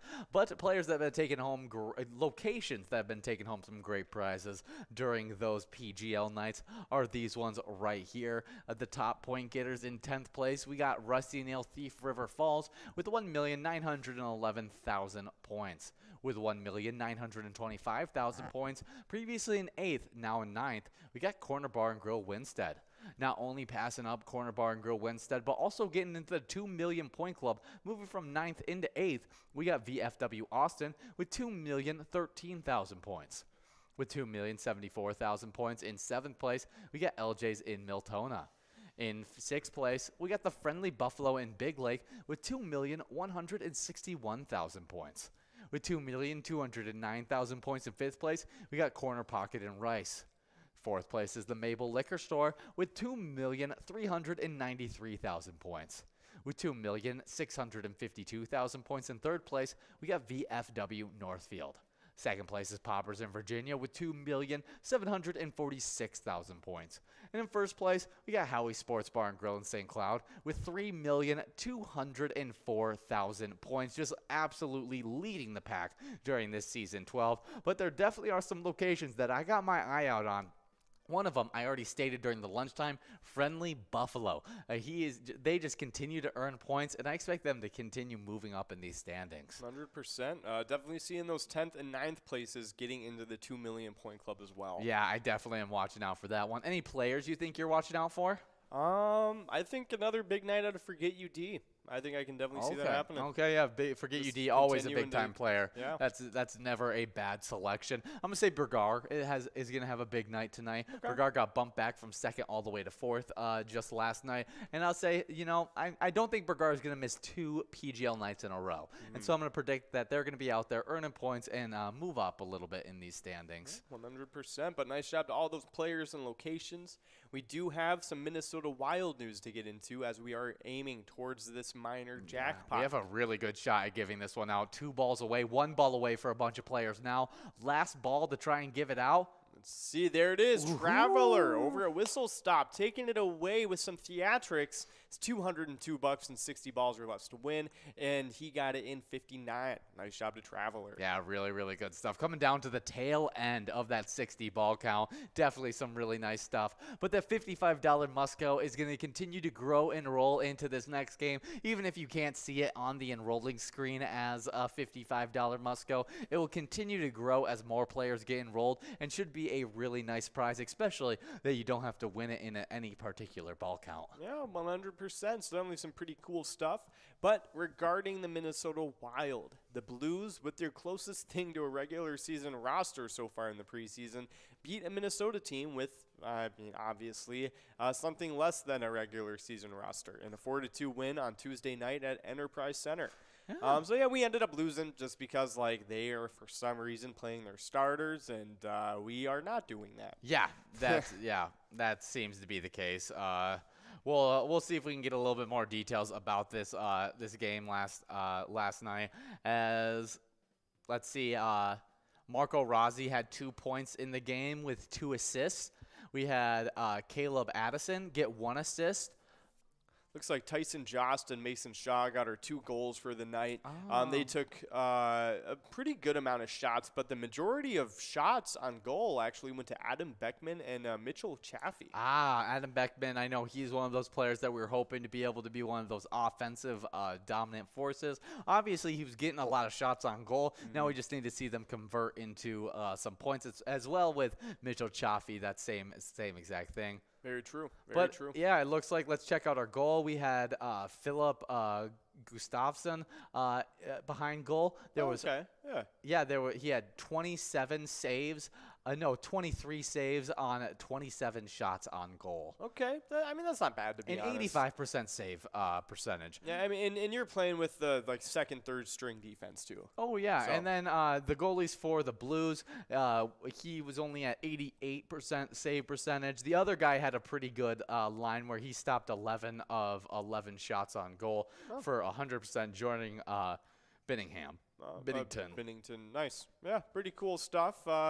Blues are looking pretty good in preseason as well, but it's probably because they're playing some of their bigger games. Yeah, we just didn't start a lot of our guys, and so it's not a lot to take from this game, and I'm going to guess that we're not going to have a lot to take away from this upcoming preseason game as well, as I think we only have 2 more preseason games before we actually get started into the regular season. Yeah. We may see a few more of those big guns back on the ice, but I don't expect a lot of them to be out there, and probably not all of them at the same time. And so we'll never get a real look until that regular season game of what they all are going to look all as a cohesive unit in the NHL. Yeah, no, I agree. But, definitely I think right now preseason is just mostly for, testing the waters with individuals. And I think we've had some pretty successful reports for individual players through the preseason. We've had a lot of nice dudes just continuing to kind of show off their talents and stuff. Yeah. But we do have the NHL debut happening at home on October 13th against the New York Rangers. Yeah, should be some really, really fun stuff. I think that's next Thursday. Were they the ones that were just in the finals, or was that somebody else? Let's see. You can actually scroll up further. You can see where they went out in the. Oh no. Yeah, I wish I could, but it used to do that for some, but it was either them or somebody else. I don't know if they went to the Stanley Cup or not. I think they were right there and didn't quite make it. Oh, I think they got to the were conference in the finals. championships. Yeah, they were in the semis. Yeah, interesting. But hey, that'll be a pretty fun matchup. A pretty good team against another pretty good team with the Wild. So I'm pretty excited for that one. Yeah, the Colorado Avalanche beat the Tampa Bay Lightning. Tampa Bay Lightning. Yeah, Tampa Bay Lightning went past the Rangers, I'm pretty sure. Okay. But we do have 44 balls dropped in this game as we're trying to give out that 52 ball or less major prize. We'll see if it can happen in this one. As players are 9 balls away, looking like we're not going to be able to do it. But it's a not bad Musco that will be given out. $88.50 available on that Musco. We'll see who can take that one home as soon as we... Let's see, kick past it. Yeah, we are clicking past that $4,000 jackpot. Awesome stuff. Well, it is getting bigger and better going into the next game.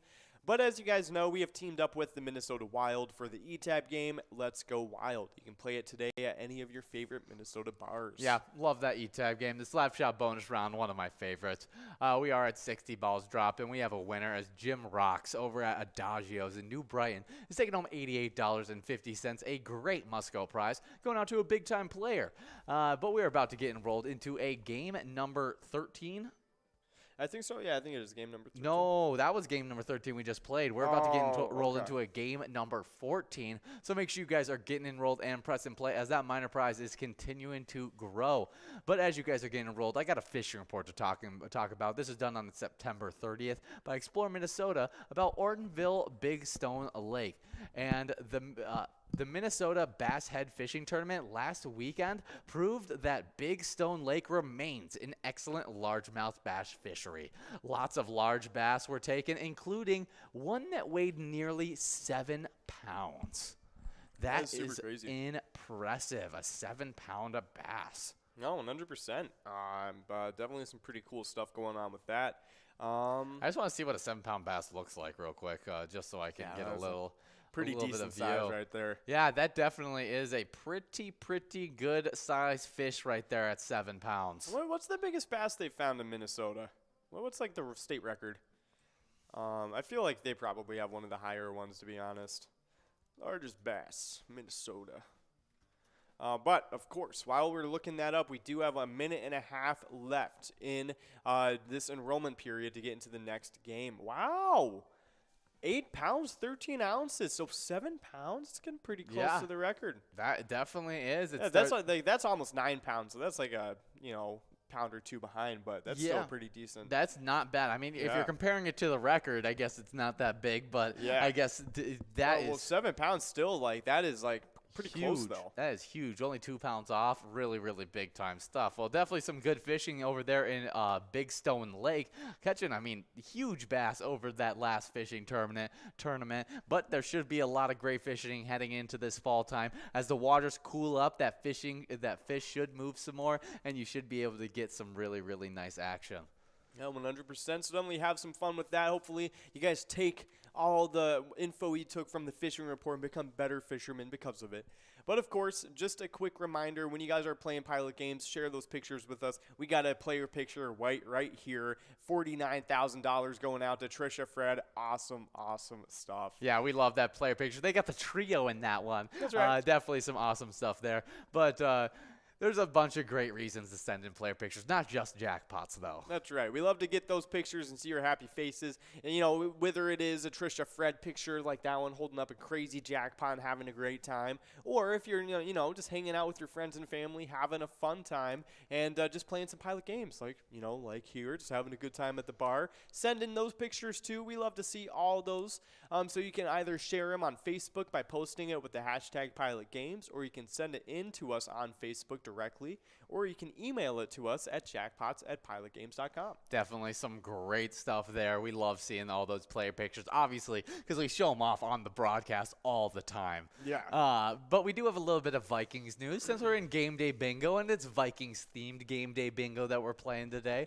And Vikings rise up the boards in the latest power rankings. That was good to hear, as it felt like they didn't get a lot of boost in their ratings after last 2 weeks ago's game against the Lions when they got the win. It was a little bit because people like the Lions are just associated with losing.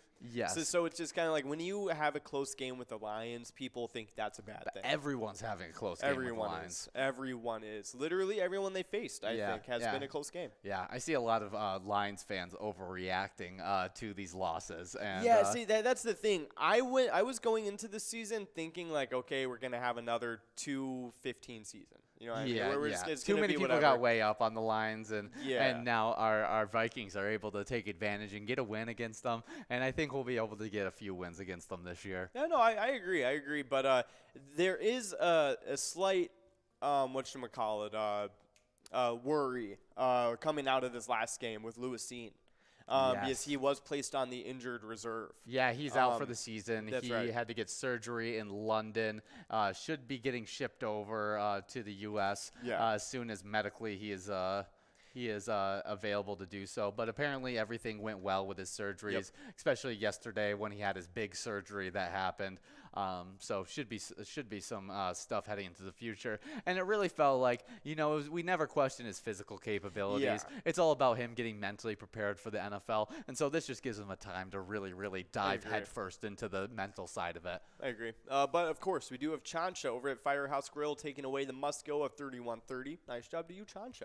Yeah, I was really worried about Lewis Cine, but it kind of felt like we have those starting safeties over Lewis Cine. It was going to be hard for him this year to be able to take over that starting spot, and I think just him giving that time to be able to fully,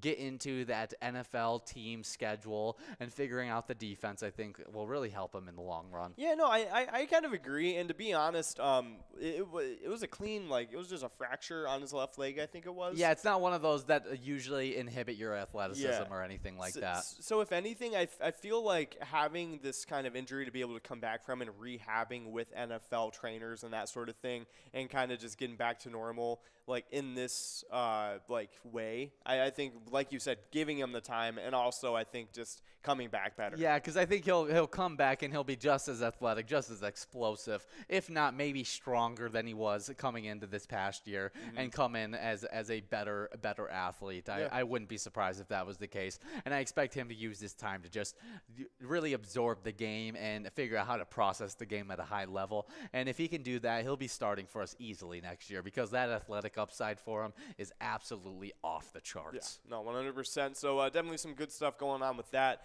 But other than that, I don't think there's a whole lot going on with the Vikings other than just getting prepared for this next week. Yeah, I mean, we could talk about how they moved up in these boards and what they talked about. Yeah. As you can look up some of those other things, and I'll talk about what they said about them moving up in these standings. Sweet. And NFL staff for Bleacher Report last week had them rated at 9th. This week moved them up to 7th place, and they were quoted in saying, as has often been the case with games across the pond, Sunday's tilt between the Saints and Vikings wasn't an especially well-played game, but it was an exciting one. That propelled Minnesota to a 3-1 record and kept them atop of the NFC North. The Vikings haven't exactly been piling up the style points the past couple weeks, but those don't matter nearly as much as the final score and wins. And the Vikings are off to their best start since 2016. That long plane ride back to the States will be a lot more pleasant because of that. Yeah, awesome stuff. Yeah, hopefully, we just continue to prepare for this next game and all that stuff. But I have some pretty interesting stats, to be honest. Yeah, you could talk about those. I'll talk about Pete Prisco just to talk about us rising up the standings before we get all in depth in the stats. Pete Prisco from CBS Sports, big time analyst I see on TV all the time. Last week had us rated at 11th. This week boosted up just to that same rating that Bleacher Report did, up to 7th. And his statement on the thing was, at 3-1, they're in first place after a victory over the Saints in London. The good news is they just got Jefferson back on track. The defense, though, has to be better, and I agree with that statement as well. Our DBs, the back half of our defense, needs to really improve because we're getting the pressure on the quarterback. We need to be able to cover guys at a higher level.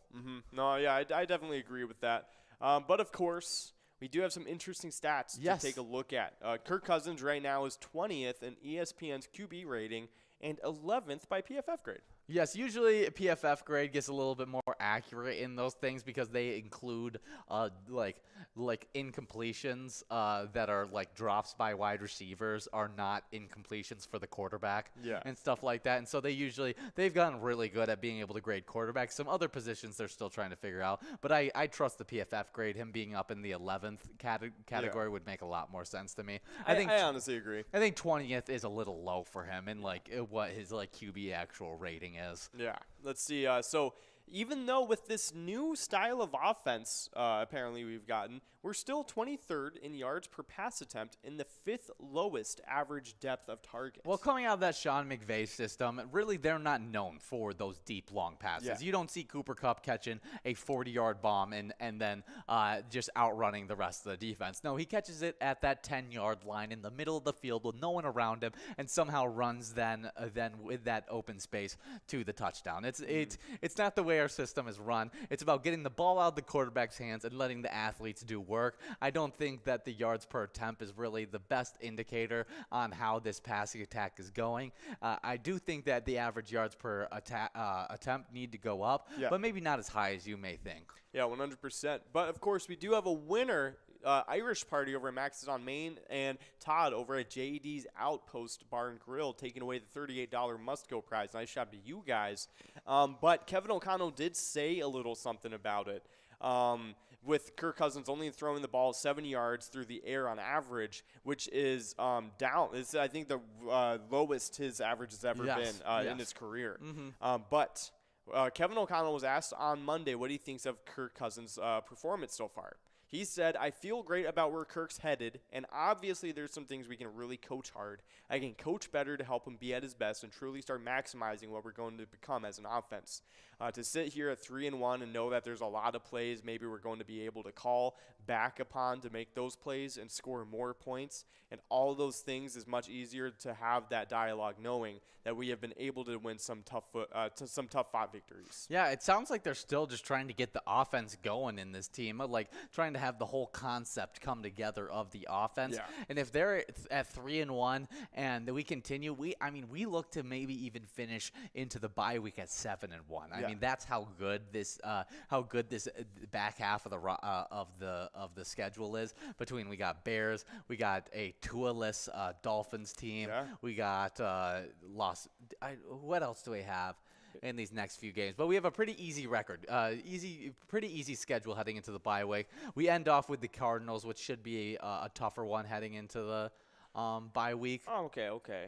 Yeah. But yeah, it's Bears, then Dolphins, then Cardinals all going in. I think this will be a great time because these are all not amazing defenses. We should be able to put together that offense and really start to get that cohesion going. Yeah, no, I agree. So yeah, Bears, Dolphins, and then bye week. All right. I think could definitely head into it at best at 7-1. At worst, I only see it being 6-2.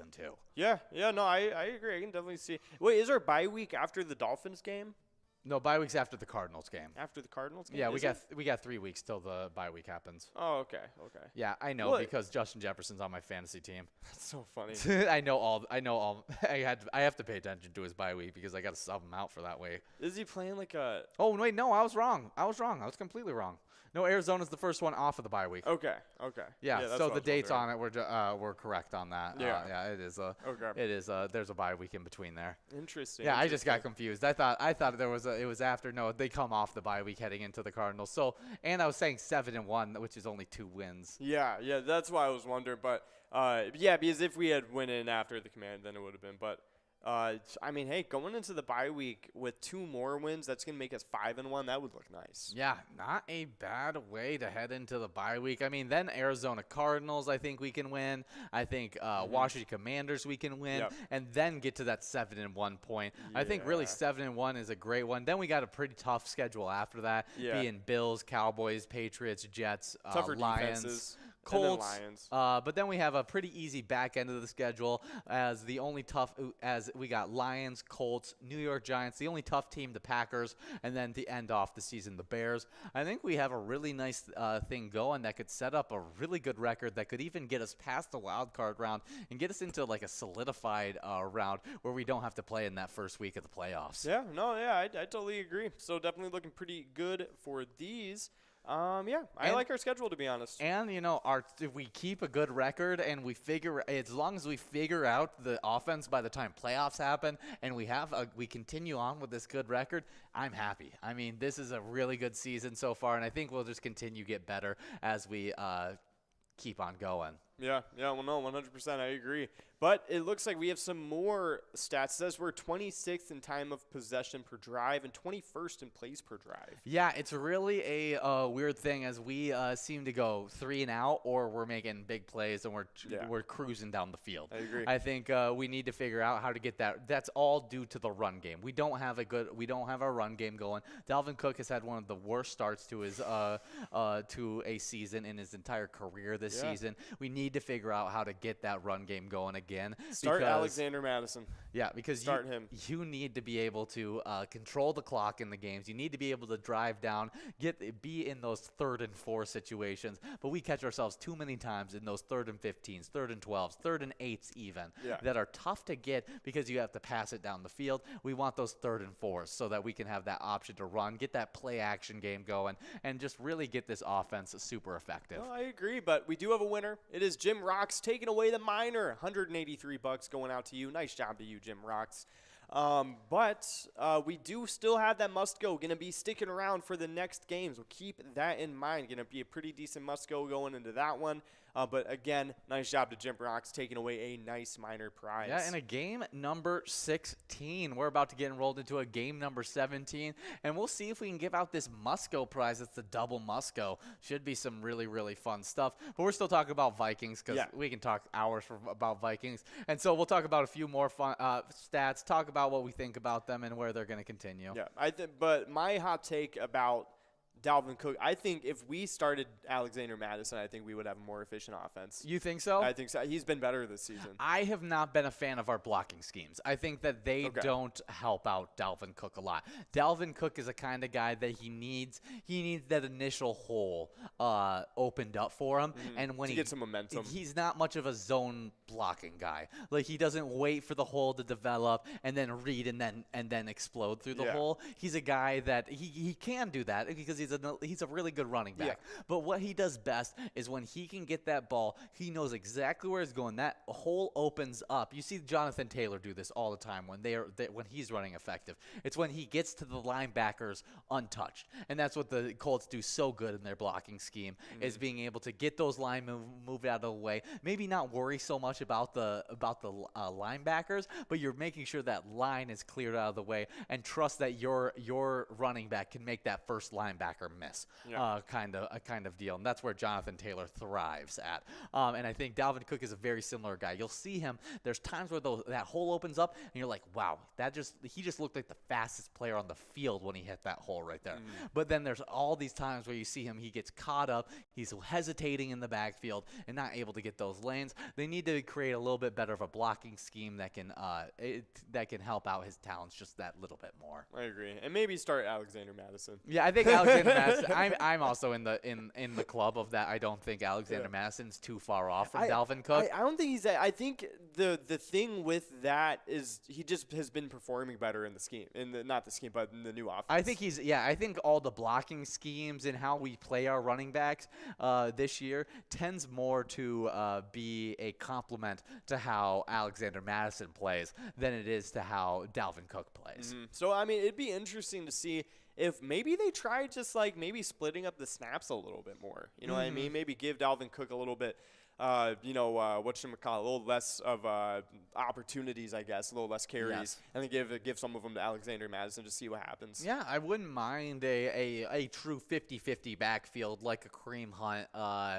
Nick Chubb style backfield. As Nick Chubb's that main running back, he does that bruising on the early downs, and then you see Kareem Hunt come in for those 3rd and shorts, for those 3rd down receiving role kind of thing. And I think they could do a very similar duo duo like that. Yeah, that'd be kind of cool to be on. I would not mind it very much. Yeah, I think could be some really nice stuff. But I think there's a lot of things that need to be fixed with the offense. Yeah, but that's really not our issue. No. Our issue is the defensive end. The defensive end really needs to improve. I think some players that really need to start stepping up is players like Cameron Dantzler. I've seen him make some big plays, but he also lets up a lot of plays. And we need some more consistency out of him, out of this defense, because just gives up too many short yardage catches, not letting that pressure get to quarterbacks. Yeah, no, I definitely agree. And but like you said, I mean, our offense really hasn't been the issue this year. We've only scored less than 10 in one game. Every other game has been 28, 28, 23.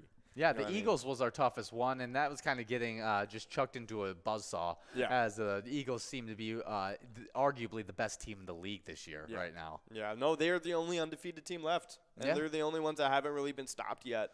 It's super interesting. I mean, they've been able to combine a great defense with an elite offense. It's been crazy to see. Yeah, I think the Eagles are really, really good, and so that loss to the Eagles I don't think was as big of a deal as people made it out to be in the original part, because everyone views Eagles kind of like that, brink playoff team. Like, they're never that great of a team. But this year, yeah, they seem really, really nice, and so the fact that we lost to them, I think, is not the biggest deal. And we're 3-1. There's the second best team in the league is tied with us for that 3-1 record. So I think we can continue, get better. And do you have a little bit of other? Yeah, so I mean, it kind of actually ties right into what we were talking about a second ago. We are the 7th best in run blocking, but 17th in yards per rush attempt. Wow, doesn't equal out. That's crazy. We do have our winners in this game, taking home $87.70.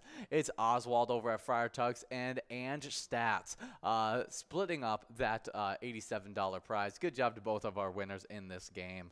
So, okay. So so they do say it should be mentioned that the difference between 12th and 17th in yards per rush attempt is 0.1 yards per carry. Okay. The single game can wildly swing this stat early on in the season.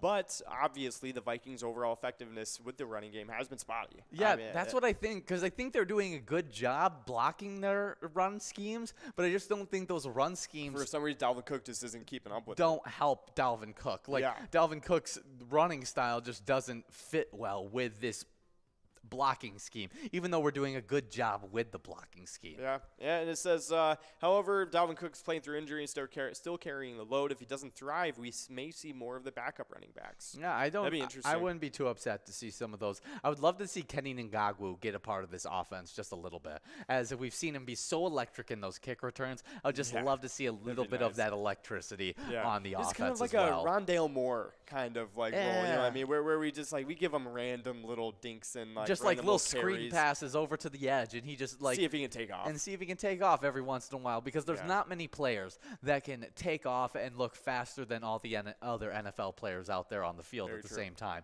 Like, there's not many players. Kenny Ngagwu, one of those few players that can do that. Very, very true. But I'll just dink off a couple more really quick. Pass blocking ranks 20th by PFF. Need to improve on that side of the ball. And we really got hurt in this last game as we struggled with the pass blocking against that. Why am I blanking on the team we played? Saints. Cameron Jordan and their other D tackles had really made us struggle on that one. But they're one of the best D lines in the NFL, and so that dropped our rating a bunch. I think we go get some of these easy games in. We should be able to get a better blocking grade. Yeah, no, I definitely agree. I mean, Cousins at the same time, 9th most pressured quarterback in the league, just ties right in with that stat. Yeah, and he'll just get better once that blocking gets better, because his play is directly correlated with the pressure that you get on him from the D line. Yeah, 100%. So it looks like we're 12th in average drive start and 2nd in average drive start against, number 2 in kick return against. If your perception is that the Vikings have had a very good performance on special teams this year, you are very right. The special teams unit has been consistently strong, particularly at pinning opposing kick returners back, and they have made some potential game-changing plays, like a field goal block against the Eagles and a pass from punter Ryan Wright to rookie Jalen Naylor. That was a crazy pass. That was an awesome play that we got to see. Well, it's awesome. I think the Vikings are just on the up and up. The fact that we're at 3-1 right now is a really good stat, as I think we'll just continue to get better. And if we can improve just some of these few stats that we have, the fact that we're 3-1 with these stats, I think just proves that this is a team that fights hard, get those hard-won victories, and I think we'll just continue to move up in these stats and get better as a team as a whole. Yeah, no, I agree. And but we are 22nd, both passing and run defense by expected points added versus the actual points scored. So that is kind of concerning, but that is overall what everybody has been saying. The defense right now is the issue, and I think that just kind of shows. Everybody already knows that. And a lot of it, I mean, the fact that we're 3-1 with a new offensive coordinator, new defensive coordinator, new coaching staff, a bunch of new players, defensive pieces coming together is a really good sign that this team is just going to continue to get better. Yep. And at some point, I think we will have an elite offense with a really solid defense along with it. I don't know if they'll ever become elite, but I think they could become really solid by the end of the year. I agree. I think they're one of those defenses that can go get hot. You know what I mean? Oh, yeah. You get Daniel Hunters, Darius Smith, Andrew Booth Jr., the rookie. Yep. If he can end up being a good cornerback for us, this could really mesh together to be a really good offense, especially with Eric Kendricks and Hicks as well. Those two linebackers, really good coverage and tackle linebackers. I think it should be a really good mix that our team can really improve. But we do have a game this weekend, Vikings versus Bears at 12 p.m. Should be some really fun stuff. You guys can even check out our ePlayer Connect app. Try those e-tip boards and see if you can take home some PGL points on those by picking out those 5 different squares. We do also have an e-tab game that's called Vikings Victory. You guys can pick a letter in the Skull bonus and see if you can win some really great prizes. It's super fun. I love all of our Vikings themed games. Oh, 100%. But we do have Duh and Cade. We got Duh over at Benton Station taking it away, and Cade over at VFW Prior Lake splitting up the must-go prize for $44.50. That miner will be clicking up to 56 balls or less to win. But for this next game, we will be taking a quick break, so we'll be able to see you guys in a sec.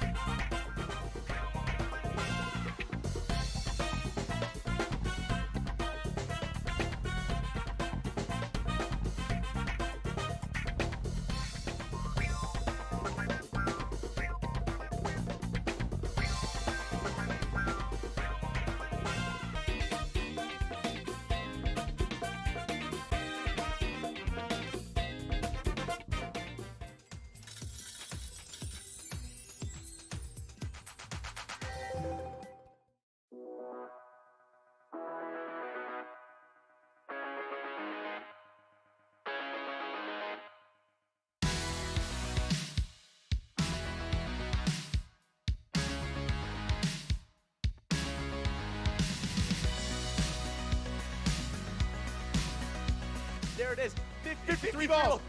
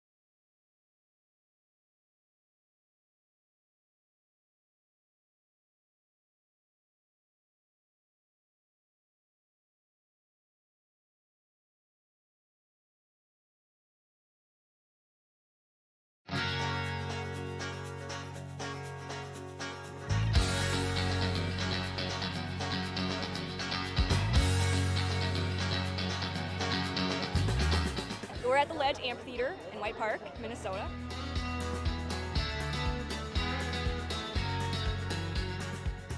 Saw the Blues Brothers 2 years ago with these guys. Blues Brothers 2 years ago was a lot of fun. Prior to that, it was the Beach Boys, and with John Stamos, it was awesome. I have never been to a PyCon event before. This is my first time, and I am loving it.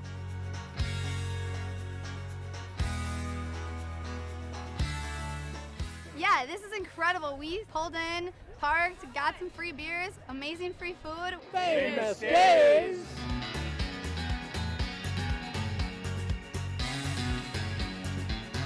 Hey everyone, Famous Dave here, smoking up the best ribs in America. Having a great time so far. We got a picture with John Randall. It's pretty awesome. John Randall is like my favorite. Skol, skol, skol, baby! Really cool seeing John Kriesel.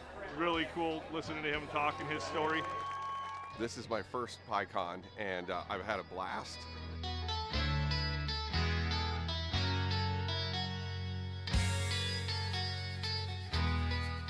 Willie is my favorite. I'm excited for Willie Nelson. I grew up listening to Willie Nelson my whole life. Willie Nelson. Willie Nelson. Have a really nice day!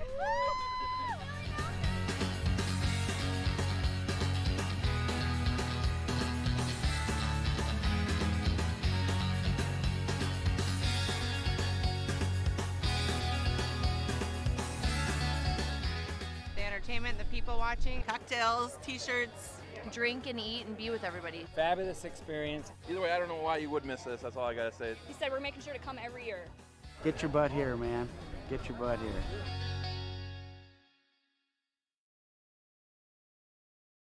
Come on, let's get stinking rich. Smell you later. Smells like money.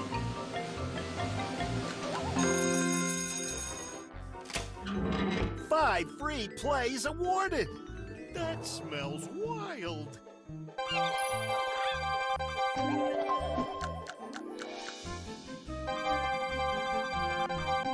It doesn't get any better than that. Smells like a big one.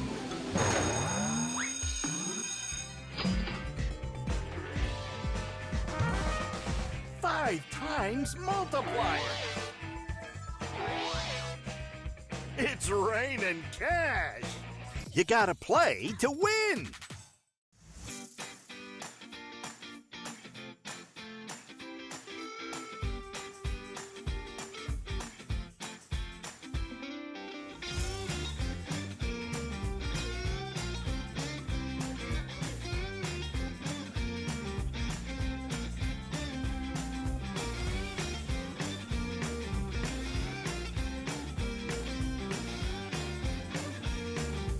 Hey guys, we are a little bit late, but we do have this game right here in front of us, and we haven't given out the must-go just yet, or maybe that major prize, because you can win it in 53 balls or less, actually better than the minor prize right now. But that's because we gave out the minor jackpot just last game. That's right. We gave it out over to Rob Denise over at Birch Terrace Supper Club, over $174. Nice job to you, Rob Denise. Yeah, in a game number 19, we're now in this game number 20. As we're trying to give out some of these great prizes. But speaking of great prizes, speaking of great stuff, we got some great celebrity birthdays. And born in 1882, Robert H. Goddard, an American rocket pioneer, was born. He invented and built the first liquid-fueled rocket. That's some awesome stuff. Hey? I would guess that's what they name like Goddard, like like the robot after. Yeah, I would probably guess so. Yeah.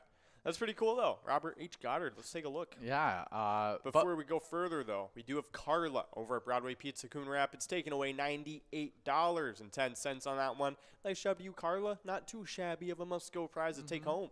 Yeah, but Goddard's invention of that first liquid-fueled rocket, and that was actually successfully launched March 16th, 1926. But that then ushered in the era of spaceflight and innovation. Hey, that's some awesome stuff. I mean, so obviously he was very huge in kickstarting that era of science. Yeah, I mean, really, really cool stuff. I mean, being able to get a man on the moon, being able to get the man just out in space, crazy, and would have never been able to do it without this guy. Yeah, 100%. That is super, super cool stuff. Happy birthday to Robert H. Goddard, a very big name in science. But up next, we got a huge name in America in general. 1902, Ray Kroc, American fast food entrepreneur of McDonald's and owner of the San Diego Padres, and a very controversial figure. Very, very controversial. Is he the one that like left his business partner that was like also like a part of McDonald's? No. So what this dude did is maybe the biggest swindle ever. Like, it's crazy. So McDonald's, he didn't make it. He came in, saw this McDonald's burger restaurant, and he went to get lunch there, and he was like, wow, like I kind of like the way they do things here, you know, like it's a cool marketable like look. They have this way of making burgers. It was the super fast. Yeah, it was a super very easy. efficient way. They just like, you know, served it right there as fast food. It was like one of the first instances of fast food. And so Ray Kroc saw this, and he was a smart businessman. Like he was like super smart, like crocodile, you know what I mean? Yeah. And he came in and was like, all right, business partners, we're going to be business partners. I'm going to help you guys out, and we're going to become rich. And they're like, okay. You know, like there were two brothers, I think, were the owners. And then he cut them out. He cut them out. He cut them out so bad. And you know what's crazy? So it went on for years and years, and then finally it got super successful. And they got to the point where it was basically his company now. Yes. You know what I mean? And they were like, all right, whatever, like you can have the company, just give us like money, we'll sell it to you and you can have it, and it can be yours. And he was like, okay, you know, like so they made the deal, but he basically was like, you know, I promise to give you guys like money from the company like throughout the future and stuff. A handshake deal. Yeah. And he never delivered on that promise. Oh, that's tough. I knew there was something shady about the whole entire taking over McDonald's. Yeah, but I mean, technically, he didn't do anything. Like, it was just kind of like the brothers shouldn't have taken a handshake deal regarding a company of that size. Yeah, it was a lot of just like bad business done, and he took but advantage of the bad business. Exactly. And because I mean, it's not like he did anything like wrong lawfully, but he just. It was just kind of like, come on, dude, that's kind of crappy. Yeah. It's like I wouldn't walk into somebody's mom and pop shop, like offer to expand their business, and then be like, okay, well, it's my business now. But it definitely is a way to make some money, and Ray Kroc is a genius for it, as him and his family will be wealthy forever. Well, not the other family. No, not the actual people who started it. But next up on Celebrity Birthday List, this is a big one. Born in 1974, Brian Johnson, an American hard rock singer and songwriter. He was a part of AC/DC, and they did Back in Black. Awesome stuff. Yeah, he came in, and he was the replacement singer when, you know, obviously the other one passed away a little bit too early. But yeah, he came in, and he did great. Yeah, he was the third lead singer of the of AC/DC. And Bon Scott. Bon Scott was the name. And he was great. But Brian Johnson came in, and he was able to do really good. Yeah, good enough to be able to get into the Rock and Roll Hall of Fame in 2003. Yeah, so awesome stuff. Happy birthday to Brian Johnson. I'm in a huge name in classic rock and roll. Oh, yeah, super, super cool stuff. Looks like he might have like a racing page or something, like a racing website. Interesting. Oh. Wow, I didn't realize. Yeah, he ended up losing a lot of his hearing and had to leave AC/DC mid-tour. Yeah, very recently, though, in 2016. Okay. Well, so at least, you know, I wasn't back then. Like, it's just, I think he's just aging and starting to get signs of aging and that sort of thing. Yeah, he actually got his hearing restored and was able to hear through experimental treatment. What? It's like a great turnaround. That's awesome. Those two posts were like 4 years apart. I know. So it's kind of fun to like come across, and it's like instantly resolved. Yeah, great stuff. We do have 60 balls, and that must-go prize of $52.20 is getting split up between Jeff at the Maple Tavern and Mar over at the Moonlight Bay. Good job to Jeff and Mar, as we are now getting enrolled into a game number 22 of the broadcast. Only 2 more opportunities to take home those jackpots right in front of you, and that minor prize is click it up from 54 to 56 balls or less, the exact ball count we last gave out that minor prize in. Awesome stuff. But of course, happy birthday to Brian Johnson.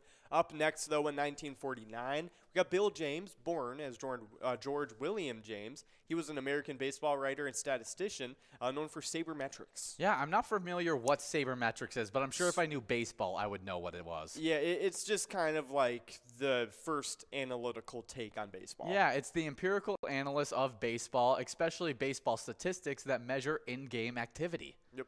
Ah, I think he had. So the first of like those PFFs, those like all those like diving deep within the stats and deriving gameplay from those, deriving quality of play from those stats, not just from built your for sports. You know what I mean? Yeah. Like not just like a random stat like thing.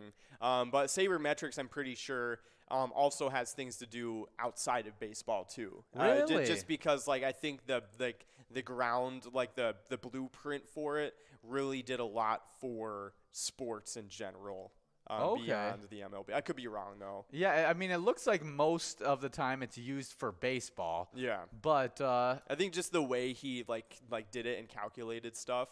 Yeah, there's a bunch of teams that use it. Pretty much all the teams that most of the teams in the MLB use sabermetrics. That's crazy. Yeah. Look at sabermetrics that.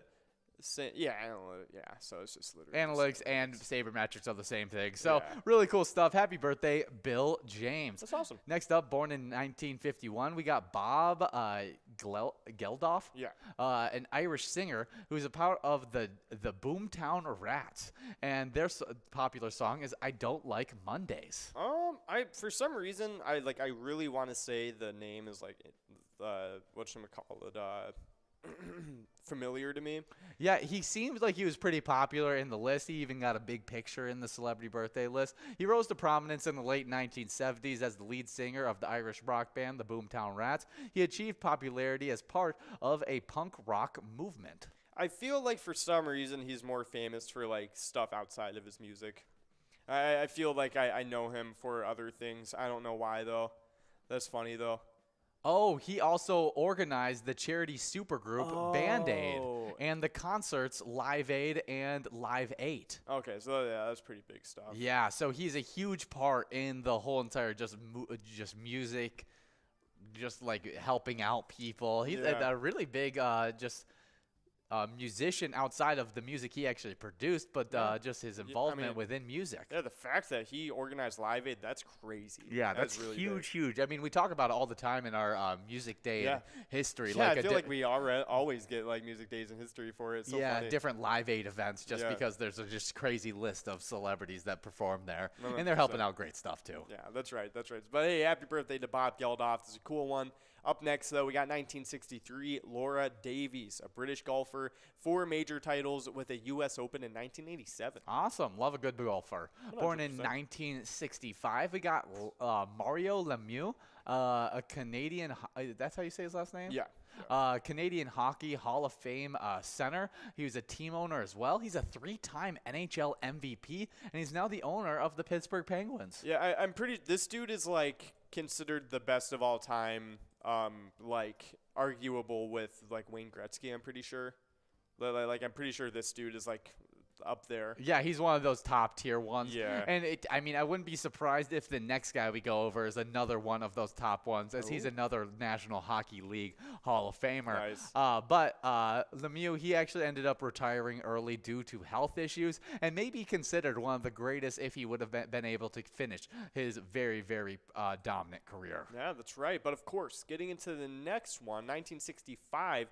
Patrick Roy was born. He's a Canadian Hockey Hall of Fame goalie, 4-time Stanley Cup winner, 3-time Vezina Trophy winner. Is dominant at his position. Yeah, one of the greatest goalies, I'm going to guess, of all time. I mean, 3-time greatest goalie in the league, and 4-time able to win the biggest prize of them all, that Stanley Cup trophy. That's some pretty awesome stuff. And looks like he was a coach as well.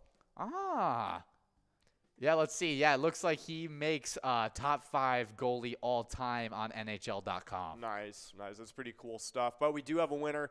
We got Greg over at Brian's Bar and Grill, and Wally over at AJ's Long Branch Saloon, and Jeff over at Maple Tavern, all of them splitting up that must-go prize of $53.20. Nice job to you three. Oh, yeah. And next up on our celebrity birthday list, born in 1969, we got Karen Parsons, an actress who plays Hillary in The Fresh Prince of Bel-Air. Cool. Yeah. They also aren't sure on her birthday. Really? So, like, this is one of another option of a birthday, as I think October 8th is the other one. They're not sure. It's either today or October 8th is when her actual birthday is. That's pretty funny. Well, hey, happy birthday to you, Karen Parsons. It's definitely a pretty cool one. But up next, born in 1972, it's Grant Hill. He's an American basketball player, most known for his time with the Detroit Pistons. He was a really exciting young player, and also repped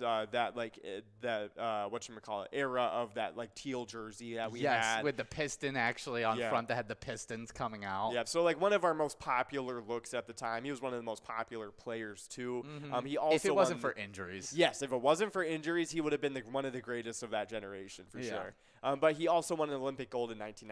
Yeah, that's probably the most iconic thing he did throughout his career, winning that gold. Was just a really, really good player, and was one of those first players that introduced that whole entire big guard phenomenon past Magic Johnson. Because you had seen Magic Johnson do it, then there was a huge gap of time where you didn't see any kind of big players play like a guard style of basketball. And it's kind of like Tracy McGrady kind of at the same time too. Yes. And honestly, like I kind of put them somewhat on the same level of at the just time. like dominant players that just got ruined because of injury. Tracy McGrady might be on that next tier up, but they're pretty close. Yeah, Tracy McGrady's one of those players that I will claim. I'll claim that he is the greatest basketball player to ever. For one game, you get him in his prime. I'm going to say he's the greatest scorer to ever play in the NBA. No, I mean, he was one of those dudes where it was just like offensively, he was unstoppable. He was 6'8" and like could move like any 6'4" dude on the floor. Yeah, I think the only other is like KD could compete with him, as KD's just like 7 foot, can shoot 3-pointers like Steph Curry. It's stupid. And on the way, Wembanyama is looking crazy too. Yeah, he is looking like KD. Like he looks like crazier than KD because he's actually got muscle mass too. He's a 7'4". And he looks like he's got some muscle too. Like he would be able to put on some weight. No, I agree. He does actually look. He looks like a stretched out Rudy Gobert. Like I feel like he could end up having that Giannis build. Yeah, I agree with that. I agree. Like kind of that lean muscle. No, I agree. Yeah. He does very much look like that. I'm excited to see what he can do in the league. I mean, if he could make it to the Timberwolves somehow, that would be awesome. As he's got good relationship with Rudy Gobert. That would be crazy. That would be crazy. The for sure. defense on that, if he was at the power forward and Rudy Gobert at the center, that'd be insane. Ridiculous. But we do have some more celebrity birthdays to get into, as we are in the final game of Game Day Bingo, where we're trying to give out that minor prize of 58 balls or less, $278 available in this game. Awesome stuff. But of course, up next for those birthdays, it is born in 1975, Kate Winslet. She's a British actress known for being on Titanic and Revolutionary Road, as well as a lot of other things too. Yeah, definitely a great one. I think she plays the main woman in Titanic. Yeah. She's the person beside Leonardo DiCaprio. I actually think her character in Titanic almost looks like a redheaded version of your girlfriend. Oh, really? That's kind of funny. Yeah, but only when like her hair's like done up in like a certain way and everything like that. Yeah, I kind of get what you mean. But moving on to our next celebrity birthday, born in 1983, we got Jesse Eisenberg, an American actor, author, and playwright. He's a part of Social Networking, a few other big-time movies as well. That's right. So, hey, happy birthday to Jesse Eisenberg. Up next, though, born in 1996, Mary Gibbs, American child actress known for Monsters, Inc., and that's what she did. She was just a child actress. Yeah, she played, what's her name?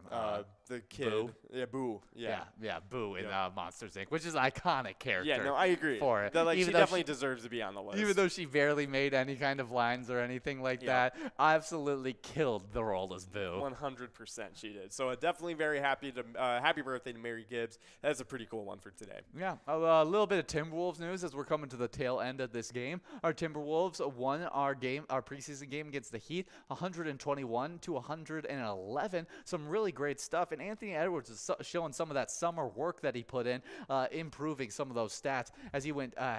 Before I get into his exact stats, we do have a jackpot going out in this final game. Awesome stuff. Irish Party over at Max's on Main taking away the final prize, $278.84, going straight to you. Nice job to Irish Party over at Max's on Main. Yeah, but we're about to get enrolled into some Lucky 4 Bingo. Big prize available in this game of Lucky 4 Bingo. But again, about our Timberwolves. Anthony Edwards was the only big star playing in that game. He scored 24 points, went 9 of 15 in 23 minutes of work. He also added in 3 assists, 3 rebounds, a steal, a block, and only had 1 turnover in the game, so a pretty efficient game as well. Yeah. And he looked really good being the center of attention in that game as Towns, Gobert, Russell is out. It gave Chris Finch the ability to give him the full reins on this team, and he looked very comfortable with it.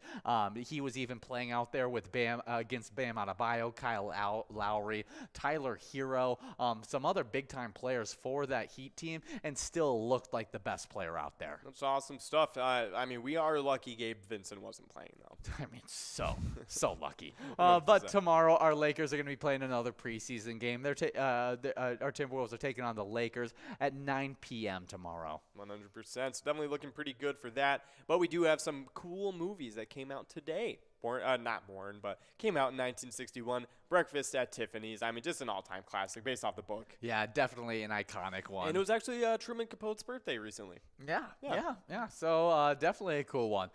Next up in 2012, a Halloween classic. Yeah, this is a pretty good one. Frankenweenie. Yeah. I like the thought that Frankenweenie and Nightmare Before Christmas and Corpse Bride are a trilogy. It's like the same universe kind of thing. Yeah, didn't they come out in reverse order, though? Yes, yeah. Nightmare Before Christmas came out, then Corpse Bride came out, and then Frankenweenie came out. Yeah, and the storyline that they said it would be in is Frankenweenie, Corpse Bride, and A Nightmare Before Christmas is how the storyline would go if it was an actual trilogy. I think it totally fits as a trilogy and would be so great. 100%. And even I think what's his name, the director for that, Tim Burton, even said he has lots of quotes where he says there's lots of stories that aren't told in the right order. Yeah. Kind of quote. And That's so I think he tried to do that. 100%. That'd be pretty cool. But of course, 2018 Venom came out. A lot of people really liked this one. I'm excited to see if Venom appears in the new superhero movies. Yeah, I haven't seen the first or the second one, to be honest. Yeah, I've watched both of them. They're both pretty entertaining. Okay. In 2018, also on today, A Star Is Born was released. I think it's a pretty emotional one, but it was very well done, and it was the first time I'd really been able to remove Lady Gaga from the performance personality that she put out there in the 2010s. Yeah, no, she's a great actress. Like, I think that movie, I agree, she stepped out and really had a great performance. But yeah, pretty cool stuff that came out on this day. We do have another cool this day in history. On October 5th in 2001, the Seattle Mariners became the winningest team in American League history for a regular season with a 6-2 win over the Texas Rangers. The 115th win broke a tie with the 1998 New York Yankees, who finished 114-48. Wow. That is 115 wins. That is impressive. But we are trying to give out this mini jackpot, and we were not able to do it. We're moving on to a $10 Must-Go prize. Should be some nice stuff. But as you guys are working on this Must-Go prize, we got a player spotlight for you, and that's Fred Trisha over at the Moonlight Bay. He took home $49,051. Over at the Moonlight Bay, all those players are supporting the Northern Lakes Youth Hockey. Their mission is to promote a fun, fair, and safe environment that maximizes participation and improves player skills while developing sportsmanship, teamwork, and self-confidence. Definitely some great stuff there. And we're always huge supporters of youth sports. I mean, a huge developer in the young kids' character and more. Yeah, no, 100%. So pretty cool stuff. But we do have Steve D over at Carboni's Pizza taking away that Must Go. We got 2, 11, 65, and 73 for those 4 lucky numbers.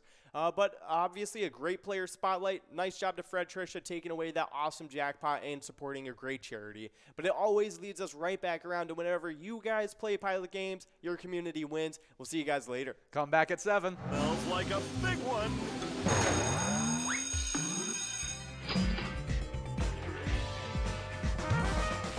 Five times multiplier. It's raining cash. You gotta play to win.